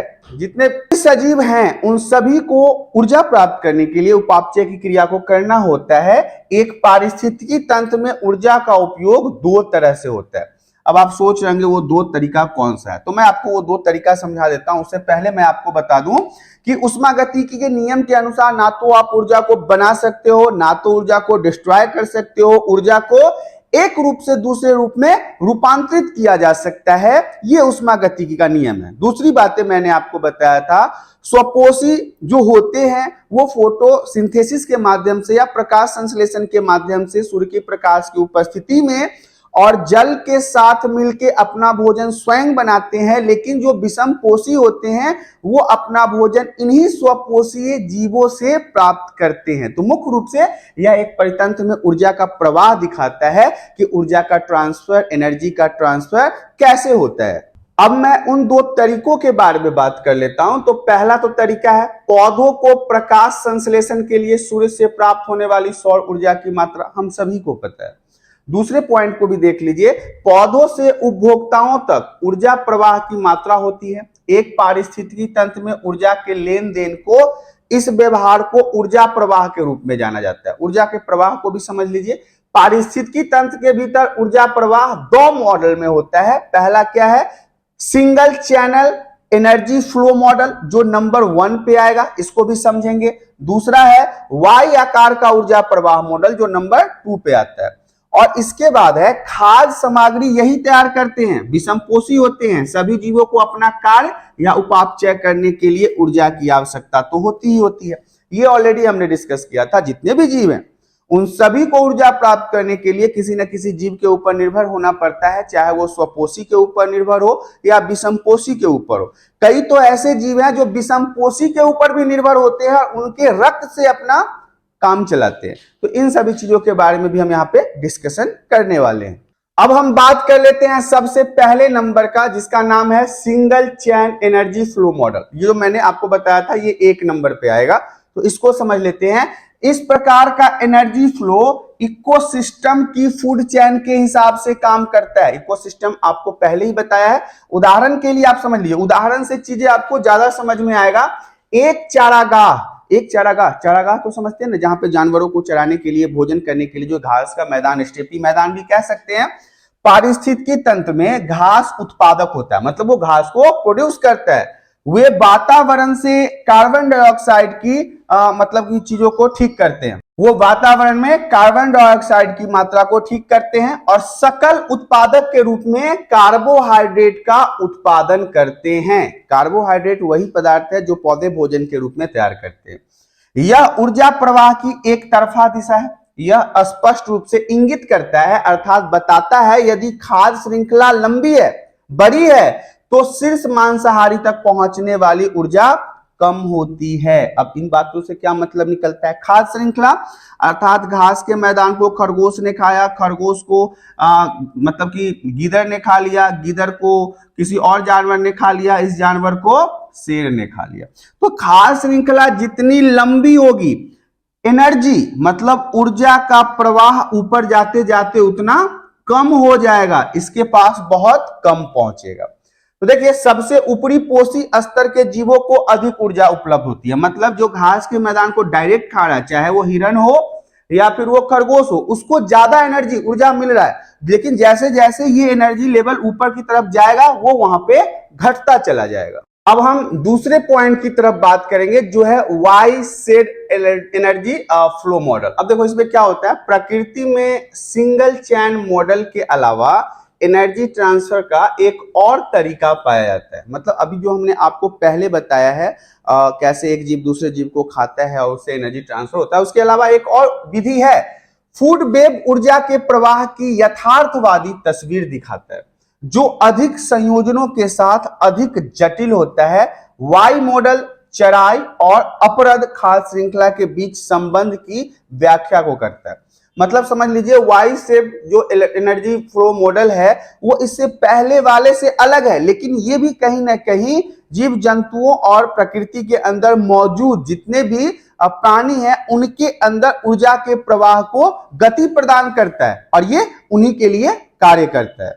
यहाँ पे ये जो आपको इमेज दिखाई दे रहा है, इस इमेज के माध्यम से आप इन चीजों को समझ पाएंगे। लेकिन यहाँ पे मैंने अभी तक आपको चैन में खासकर जो जंतु से जुड़ा हुआ है उसमें सभी में आपने देखा कि प्लांट बहुत महत्वपूर्ण है, क्योंकि प्लांट को ही डियर खाता है, मतलब हिरन खाता है, हिरन को लायन खाता है, और ये ग्रेजिंग फूड चैन फिर यहाँ से बना रहता है। लेकिन जब शेर मर जाता है, डेड लायन जो है या फिर डेड डियर जो है, ये फिर कहाँ मिल जाता है? जमीन में मिल जाता है, और ये इनकी ऊर्जा वापस जमीन के अंदर मौजूद आ जाती है। तो मैंने आपको क्या बताया था कि ऊर्जा के प्रवाह की एक और तरीके हैं जो आपको यहाँ पे दिखा कि कैसे प्लांट को हिरन ने खाया, हिरन को शेर ने खाया, और फिर जब इनकी मृत्यु होती है, किसी कारण से इनकी क्षय होती है, तो ये वापस ऊर्जा को अपना रिलीज कर देते हैं और ये फिर ऊर्जा प्रकृति में मुक्त हो जाती है। अभी जो चित्र आपको दिखाया गया, इसमें 2 खाद्य श्रृंखलाएं जुड़ी हुई है। शाकाहारी जीवों का अपघटन और अपर्दन खाद्य श्रृंखला में शीर्ष परभक्षी द्वारा खाया जा सकता है। अब यहाँ पे समझिए, जो शाकाहारी जीव होते हैं उनका अपघटक या अपरदन, जो अपरद जो है वो खाद्य श्रृंखला में इनके ऊपर वाले जो दूसरे जानवर हैं या पक्षी हैं या फिर कुछ भी हो, उनके द्वारा खाया जा सकता है। अन्य लिंक तब होते हैं जब शाकाहारी या शीर्ष शिकारी की मृत्यु हो जाती है, मतलब जैसे शेर की मृत्यु हो जाए, बाघ की मृत्यु हो जाए, वे डिकम्पोजर द्वारा अपघटित हो जाते हैं। आपको पता है कि जंगलों में वो सड़ जाते हैं और सड़ने के बाद वो वापस मिट्टी में मिलकर मिट्टी बन जाते हैं। फिर से पौधों द्वारा उनके पोषक तत्वों के रूप में उपयोग किया जाता है। जब वो मर जाते हैं तो उनके अंदर के ऊर्जा को पौधे फिर से एब्जॉर्ब करके अपने अंदर ले लेते हैं और ये श्रृंखला बनी रहती है। फिर पौधों को उन्हीं जानवरों के द्वारा खाया जाता है, ऊर्जा का ट्रांसफर होता है और जब वो जानवर मर जाते हैं तो फिर से वो पौधों के द्वारा एब्जॉर्ब कर लिए जाते हैं। संक्षेप में यदि कहा जाए तो एक संतुलित पारिस्थितिकी तंत्र में शायद ही कुछ बर्बाद हो जाता है। असंतुलित पारिस्थितिकी तंत्र कहने का मतलब है यहाँ पे जितनी भी एनर्जी का निर्माण होता है वो सारे एब्जॉर्ब होते हैं, सबका उपयोग होता है, कुछ भी बर्बाद नहीं होता। कभी कभी चराई खाद्य श्रृंखला के शीर्ष परभक्षियों द्वारा अपघटकों को भी खा लिया जाता है। मतलब जो चीज मर जाते हैं उनका भी उपयोग वो भोजन के रूप में कर लेते हैं। उदाहरण के लिए घास के मैदान में पारिस्थितिकी तंत्र में जो केचुए होते हैं बाज या चील द्वारा खाए जाते हैं। ऐसा इसलिए कहा जाता है क्योंकि यह अंग्रेजी वर्णमाला वाई जैसा दिखता है, इसलिए आप इसको वाई के रूप में जानते हैं। तो यहाँ पे ध्यान से समझने वाली बात है, केचुआ क्या करता है? केचुआ प्रकृति में उन अपघटकों को शोषित करता है, एब्जॉर्ब करता है, उसे वापस मिट्टी बनाने का काम करता है, ऊर्जा को रिलीज करने का काम करता है। लेकिन कई बार मेढक के माध्यम से या फिर चील के माध्यम से या फिर बाज के माध्यम से इन केचुओं का भी उपयोग अपने भोज्य पदार्थ के रूप में कर लिया जाता है। नेक्स्ट पॉइंट हमारा कहता है उत्पादकता। उत्पादकता भी इंपॉर्टेंट है। अब देखिए उत्पादकता की पहले अवधारणा को समझ लेते हैं। यहाँ पे क्या होता है, कार्बनिक पदार्थ की मात्रा अर्थात किसी पौधे द्वारा तैयार भोजन को उत्पादकता के रूप में जाना जाता है। किसी पौधे, आपको पता है फोटोसिंथेसिस प्रकाश संश्लेषण के माध्यम से पौधे अपना भोजन खुद तैयार करते हैं, इसलिए इनको स्वपोषी भी कहा जाता है। तो जब बात हम कर रहे हैं कि कार्बनिक पदार्थ की मात्रा अर्थात किसी पौधे द्वारा तैयार भोजन को हम क्या कहते हैं, उत्पादकता कहते हैं। जब इसे समय की किसी इकाई पर मापा जाता है तो इसे उस पारिस्थितिकी तंत्र की उत्पादकता की दर के रूप में जाना जाता है। ध्यान से समझिएगा, जब किसी समय की इकाई पर इसको मापा जाता है, समझा जाता है, तो उसे उस पारिस्थितिकी तंत्र की उत्पादकता की दर कहते हैं। और उत्पादकता जो है वो कई प्रकार के हो सकते हैं, यहाँ पे समझ लीजिए। पहला जो है वो प्राथमिक उत्पादकता है, दूसरा माध्यमिक उत्पादकता है और तीसरा शुद्ध उत्पादकता है।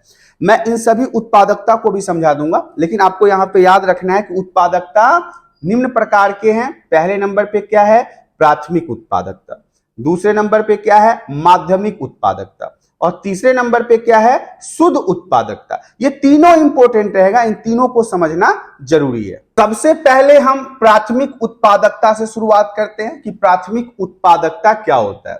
उत्पादकता एक संयंत्र की उत्पादन क्षमता है। किसी भी प्रोडक्शन को हम तभी समझ सकते हैं वो कितना उत्पन्न करता है। उत्पादकता एक संयंत्र की उत्पादन क्षमता है। इस प्रकार प्राथमिक उत्पादकता हमेशा ऑटोट्रॉप्स या प्रकाश संश्लेषण जीव यानी कि हरे पौधों से जुड़ी होती है। जो स्वपोषी होता है उसी को हम प्राथमिक उत्पादकता कहते हैं, जो अपना भोजन स्वयं बनाता है। ऑटोट्रॉप्स का मतलब होता है, ऑटो मतलब स्वयं और ट्रॉप्स का मतलब बनाना, मतलब जो अपना भोजन खुद बनाता है। कुछ सूक्ष्म जीव भी इस प्रक्रिया को अंजाम दे सकते हैं। कुछ ऐसे सूक्ष्म जीव हैं, कुछ ऐसे बैक्टीरिया हैं जो इस प्रक्रिया को काम में ले सकते हैं और प्रकाश संश्लेषण सूक्ष्म जीवों के रूप में जाने जाते हैं। इस प्रकार प्राथमिक उत्पादकता जीवों की प्रकाश संश्लेषण गतिविधियों द्वारा सूर्य के सौर ऊर्जा के स्थिरीकरण की दर है। मतलब आपको पता है कि पौधे जो होते हैं, पेड़ पौधे, हरी पत्तियां, वो प्रकाश संश्लेषण की क्रिया से अपना भोजन खुद बनाते हैं, इसीलिए इन्हें हम क्या कहते हैं, ऑटोट्रॉप्स कहते हैं। तो प्राथमिक उत्पादकता में सिर्फ और सिर्फ स्वपोषी या फिर ऑटोट्रॉप्स ही आएंगे। ये हमारा पहला पॉइंट था। अब हम बात कर लेते हैं प्राथमिक उत्पादकता जो है वो दो प्रकार की होती है, ये भी इंपॉर्टेंट है। अभी जो हमने प्राथमिक उत्पादकता के बारे में पढ़ा है वो भी मुख्य रूप से दो प्रकार की होती है। पहला क्या है, सकल प्राथमिक उत्पादकता, जिसे जीपीपी के नाम से जाना जाता है। दूसरा है शुद्ध प्राथमिक उत्पादकता, जिसे एनपीपी के नाम से जाना जाता है। तो ये पॉइंट्स भी आपको याद रखना है। अगर आपसे पूछा जाए प्राथमिक उत्पादकता कितने प्रकार का होता है, आपको बताना है प्राथमिक उत्पादकता भी मुख्य रूप से दो प्रकार का होता है। पहले पे क्या है, सकल प्राथमिक उत्पादकता, जिसे जीपीपी कहा जाता है। दूसरा क्या है, शुद्ध प्राथमिक उत्पादकता, जिसे एनपीपी कहा जाता है। ये दोनों आपको याद रखना है। अब हम इसमें सबसे पहले नंबर पे जो है सकल प्राथमिक उत्पादकता उसको समझ लेते हैं। यह एक प्रकाश संश्लेषण जीव द्वारा प्रकाश संश्लेषण या खाद्य उत्पादन की कुल दर को कहा जाता है। ध्यान समझिएगा, प्रकाश संश्लेषक जीव द्वारा प्रकाश संश्लेषण या खाद्य उत्पादकता के कुल परसेंटेज को कहा जाता है। यह एक पौधे की क्लोरोफिल सामग्री पर निर्भर करता है। क्लोरोफिल तो वही है ना जिसके माध्यम से पेड़ पौधे सूर्य की प्रकाश की उपस्थिति में फोटोसिंथेसिस करते हैं।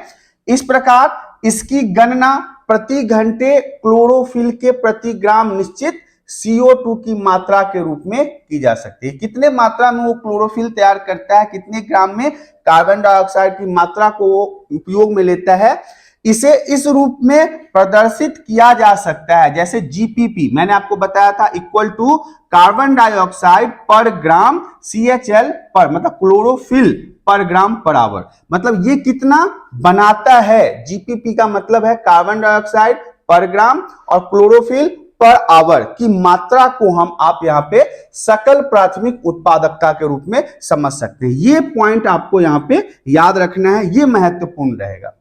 दूसरा पॉइंट हमारा कहता है शुद्ध प्राथमिक उत्पादकता NPP। हम जानते हैं जीवित जीवों द्वारा की जाने वाली प्रत्येक गतिविधि के लिए ऊर्जा की आवश्यकता होती है। ध्यान समझिएगा, जितने भी जीवित जीव है उनके द्वारा की जाने वाली जितनी भी गतिविधियां होती है उसके लिए एनर्जी की आवश्यकता होती है। इस प्रकार श्वसन कार्य के लिए पौधों को भी ऊर्जा की आवश्यकता होती है। पौधे हो या मनुष्य हो, जो हम श्वास लेते हैं इसके लिए भी एनर्जी की आवश्यकता होती है। प्रकाश संश्लेषण के दौरान जो ऊर्जा स्थिर थी उसका उपयोग यहां किया जा रहा है। नतीजा क्या होता है कि श्वसन उपयोग में हानि के बाद जो शेष ऊर्जा है उसको शुद्ध प्राथमिक उत्पादकता के रूप में जाना जाता है। सरल शब्दों में अगर देखिए तो NPP इक्वल टू हो जाता है GPP और श्वसन ऊर्जा। अब ध्यान से समझिए, इस बार मैं फिर से इसको समझा देता हूं। जितने भी जीवित जीव हैं वो जितनी भी गतिविधियां करते हैं, जितने भी काम करते हैं, उनके लिए उनको ऊर्जा की आवश्यकता होती है, चाहे वो पेड़ पौधा हो, मनुष्य हो या जीव हो। अब जो भी यहाँ पे स्थिर ऊर्जा होता है उसका उपयोग यहाँ पे किया जाता है और श्वसन उपयोग में जो हानि के बाद शेष ऊर्जा बच जाता है उसे शुद्ध प्राथमिक उत्पादकता के रूप में जाना जाता है और इसे NPP इक्वल टू GPP और श्वसन ऊर्जा के रूप में जाना जाता है। दूसरे नंबर पे आता है द्वितीयक उत्पादकता। अब द्वितीयक उत्पादकता को भी समझ लेते हैं कि ये क्या होता है। यह प्राथमिक उत्पादकता के विपरीत विषमपोषी से संबंधित होता है। अब विषमपोषी आपको पता है, स्वपोषी मैंने आपको समझा दिया था कि जो जीव जंतु या फिर जो पौधे अपना भोजन स्वयं बनाते हैं, और विषमपोषी जो उनके ऊपर निर्भर होते हैं। माध्यमिक उत्पादकता उपभोक्ता स्तर पर संग्रहित ऊर्जा होता है। इकोलॉजिस्ट ऑडूम जो 1971 में इस स्तर पर उत्पादन के बजाय आत्मसात शब्द का उपयोग करना पसंद करते हैं। कई बार हमने इस चैप्टर में भी आत्मसात शब्द का उपयोग किया है। इसको इकोलॉजिस्ट जो थे ओडूम जो 1971 में उत्पादन को क्या बोला कि ये आत्मसात ज्यादा बढ़िया रहेगा। अब देखिए, माध्यमिक उत्पादन के ऊर्जा उपयोग का एक निश्चित स्तर नहीं है कि ये लेवल सेट नहीं है कि इसमें कितना एनर्जी को, कितना ऊर्जा को उपयोग किया जाएगा, बल्कि यह निर्भर करता है खाद्य श्रृंखला के माध्यम से एक उपभोक्ता स्तर से दूसरे तक जाता है। मतलब एक जो जीव है उससे दूसरे जीव में यह ट्रांसफर होता है एनर्जी। ये मैंने आपको कई बार अभी इस चैप्टर में समझाया है। नेक्स्ट पॉइंट कहता है शुद्ध उत्पादकता। अब हम शुद्ध उत्पादकता को भी समझ लेते हैं। शुद्ध उत्पादकता उपभोक्ताओं द्वारा ऊर्जा का भंडारण है, मतलब कि एनर्जी को स्टोरेज किया जाता है। अर्थात यह वह ऊर्जा है जो उपभोक्ता के शरीर में श्वसन या उपभोक्ता द्वारा किए गए किसी अन्य कार्य में उपयोग करने के बाद में भी बची रहती है। एग्जाम्पल समझ लो, यदि हम किसी भी चीज को ऊर्जा के रूप में सेवन करते हैं। अब ऊर्जा का काम क्या है हमारे शरीर में, जो भी हम गतिविधियां करते हैं उसमें यह ऊर्जा खर्च होगा। लेकिन पूरी गतिविधि करने के बाद भी यदि ऊर्जा हमारे शरीर में शेष रह जाता है तो इसे आप शुद्ध उत्पादकता के रूप में समझ सकते हैं। इस प्रकार इसे बायोमास के रूप में मापा जा सकता है। शुद्ध उत्पादकता को कार्बन मिलीग्राम मीटर टू पर दिन के हिसाब से उत्पादन के रूप में व्यक्त किया जा सकता है या समझा जा सकता है। इसके बाद यह गणना किया जा सकता है कि एक वर्ष में उपभोक्ता को प्रति बायोमास कितनी ऊर्जा मिलती है, कितना एनर्जी वो एब्जॉर्ब करता है और कितनी एनर्जी उसके शरीर के अंदर शुद्ध उत्पादकता के रूप में शेष रह जाता है। अब इस चैप्टर में एक वर्ड और था जो मैंने आपको शुरुआत में बताया था, वो था समस्थिति। ये भी महत्वपूर्ण है, इसको भी समझना जरूरी है। होमोस्टेसिस को पर्यावरण परिवर्तनों के जवाब में एक निरंतर आंतरिक वातावरण बनाए रखने की क्षमता के रूप में परिभाषित किया गया। देखिए, होमोस्टेसिस या फिर समस्थिति को भी समझना इसलिए जरूरी है क्योंकि पर्यावरण के अंदर जो भी परिवर्तन होता है, जो भी चेंजिंग होती है, जो भी बदलाव होता है, उसमें आंतरिक वातावरण को सही तरीके से बनाए रखने के लिए, उसकी क्षमता को परिभाषित करने के लिए इसका उपयोग होता है। यह जीव विज्ञान का एक अनूठा सिद्धांत है, बायोलॉजी का एक अनूठा सिद्धांत है। इसमें क्या होता है कि प्रकृति पारिस्थितिकी तंत्र भी किसी भी समय अपने आंतरिक नियम यानी स्वयं नियम और स्वयं रख रखाव को बनाए रखने में सक्षम होते हैं। प्रकृति क्या होता है, अपने उसके जितने भी नियम है, जितने भी उसके तौर तरीके हैं, पशु पक्षियों के लिए, वातावरण के लिए, हवा के लिए, उसको निरंतर रख रखाव में रखने के लिए, उसके नियम को सही तरीके से चलाने के लिए वो सक्षम होता है। इसे एक पारिस्थितिकी तंत्र की स्थिर अवस्था कहा जाता है। होमियो का अर्थ होता क्या है, समान, इसीलिए ठहराव इसको बोला जाता है या फिर खड़ा होना। ओडूम मैंने आपको बताया था, इन्होंने ही आत्मसात का शुरुआत किया था, इन्होंने कहा था आत्मसात शब्द का उपयोग करो। तो होमोयोस्टिस का एक प्राकृतिक पारिस्थितिकी तंत्र की परिवर्तन का विरोध करने और संतुलन की स्थिति में रहने की प्रकृति के रूप में परिभाषित किया। किसने किया है, ओडूम ने किया है। कब किया है, 1971 में किया है। इनका कहना यह था कि एक पारिस्थितिकी तंत्र के भीतर हमेशा उत्पादन, खपत, साथ ही अपघटक और सभी के बीच में संतुलन बना रहता है। ध्यान से समझिएगा, इतनी सारी बातों का सिर्फ एक मतलब निकलता है। एक पारिस्थितिकी तंत्र के अंदर हमेशा उत्पादन भी होता है, उसका यूज भी होता है, साथ ही उसका अपघटन भी होता है, और इन्हीं कारण से इनके बीच में बैलेंस बना होता है, संतुलन बना होता है। और जितने भी पारिस्थितिकी तंत्र के अंदर रहने वाले जीव हैं, उन सभी को इस संतुलन के नियम का पालन करना पड़ता है। यहाँ पे हमारा पूरा चैप्टर समाप्त हो गया है। एक बार हम इसके सारांश को देख लेते हैं। पूरे चैप्टर के सारांश को देखना जरूरी है। एक पारिस्थितिकी तंत्र में अजैविक कारक गतिशील भूमिका बनाए रखता है। वातावरण के विभिन्न घटक जैसे कि ऑक्सीजन हो गया, हाइड्रोजन हो गया, कार्बन हो गया, नाइट्रोजन हो गया, सल्फर हो गया, हालांकि इन सबके चक्रों के बारे में भी अभी हमने चैप्टर के अंदर पढ़ा है। इन सभी का सजीवों द्वारा मौलिक रूप से उपयोग नहीं किया जा सकता। इस प्रकार ये तत्व जीवित दुनिया के लिए पोषक तत्व के रूप में विभिन्न यौगिक का निर्माण करते हैं। इस प्रकार तत्वों के यौगिक और फिर से मौलिक रूप का एक चक्र प्रकृति में होता है, जो आपको इस चैप्टर के अंदर अलग अलग रूप से हाइड्रोजन चक्र, कार्बन चक्र, नाइट्रोजन चक्र, सल्फर चक्र, फास्फोरस चक्र, इन सभी चक्रों के बारे में बताया गया। उस चक्र को जैव भू रासायनिक चक्र के रूप में जाना जाता है, क्योंकि हमने जितने भी चक्र के बारे में पढ़ा है वो सब कहीं ना कहीं जैव भू रासायनिक चक्र के अंदर ही आता है। प्रत्येक जीव एक पारिस्थितिकी तंत्र पिरामिड के स्थान जैसा होता है, उनके खाने की आदत पर आधारित होता है। इस विशेषता को एक पारिस्थितिकी तंत्र की खाद्य श्रृंखला द्वारा आसानी से समझा जा सकता है। हमने इस चैप्टर में खाद्य श्रृंखला को भी पढ़ा है, खाद्य जाल को भी पढ़ा है। लेकिन अगर एक जीव पारिस्थितिकी तंत्र में अनुपस्थित हो, अब्सेंट हो, मौजूद न हो, फिर उस प्रकार के भोजन पसंद करने वाले कोई अन्य जीव उस स्थान को बदल देंगे, मतलब कि कोई और जीव वहां पे आ जाता है।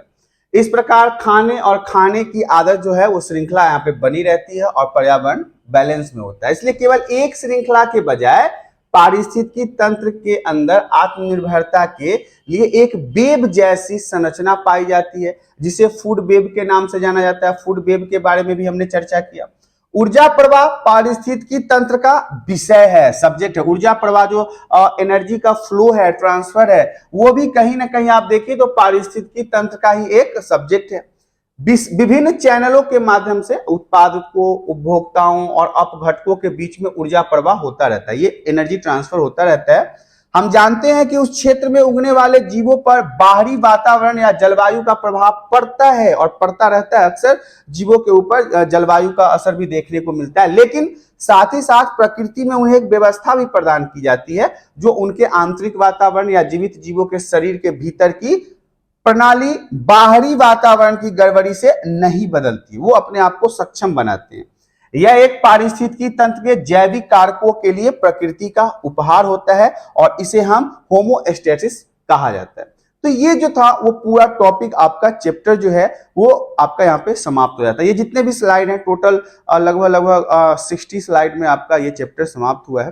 पूरा चैप्टर सही तरीके से आपको समझा दिया है। फिर भी अगर आपको कोई परेशानी होती है तो आप हमें कमेंट करके बता सकते हैं। यदि आपको वीडियो पसंद आता है तो वीडियो को लाइक करें, चैनल पे पहली बार आए तो चैनल को सब्सक्राइब कर ले ताकि इसी प्रकार के एजुकेशनल वीडियो आपको हमेशा प्राप्त होता रहे। आज के लिए इतना ही, धन्यवाद।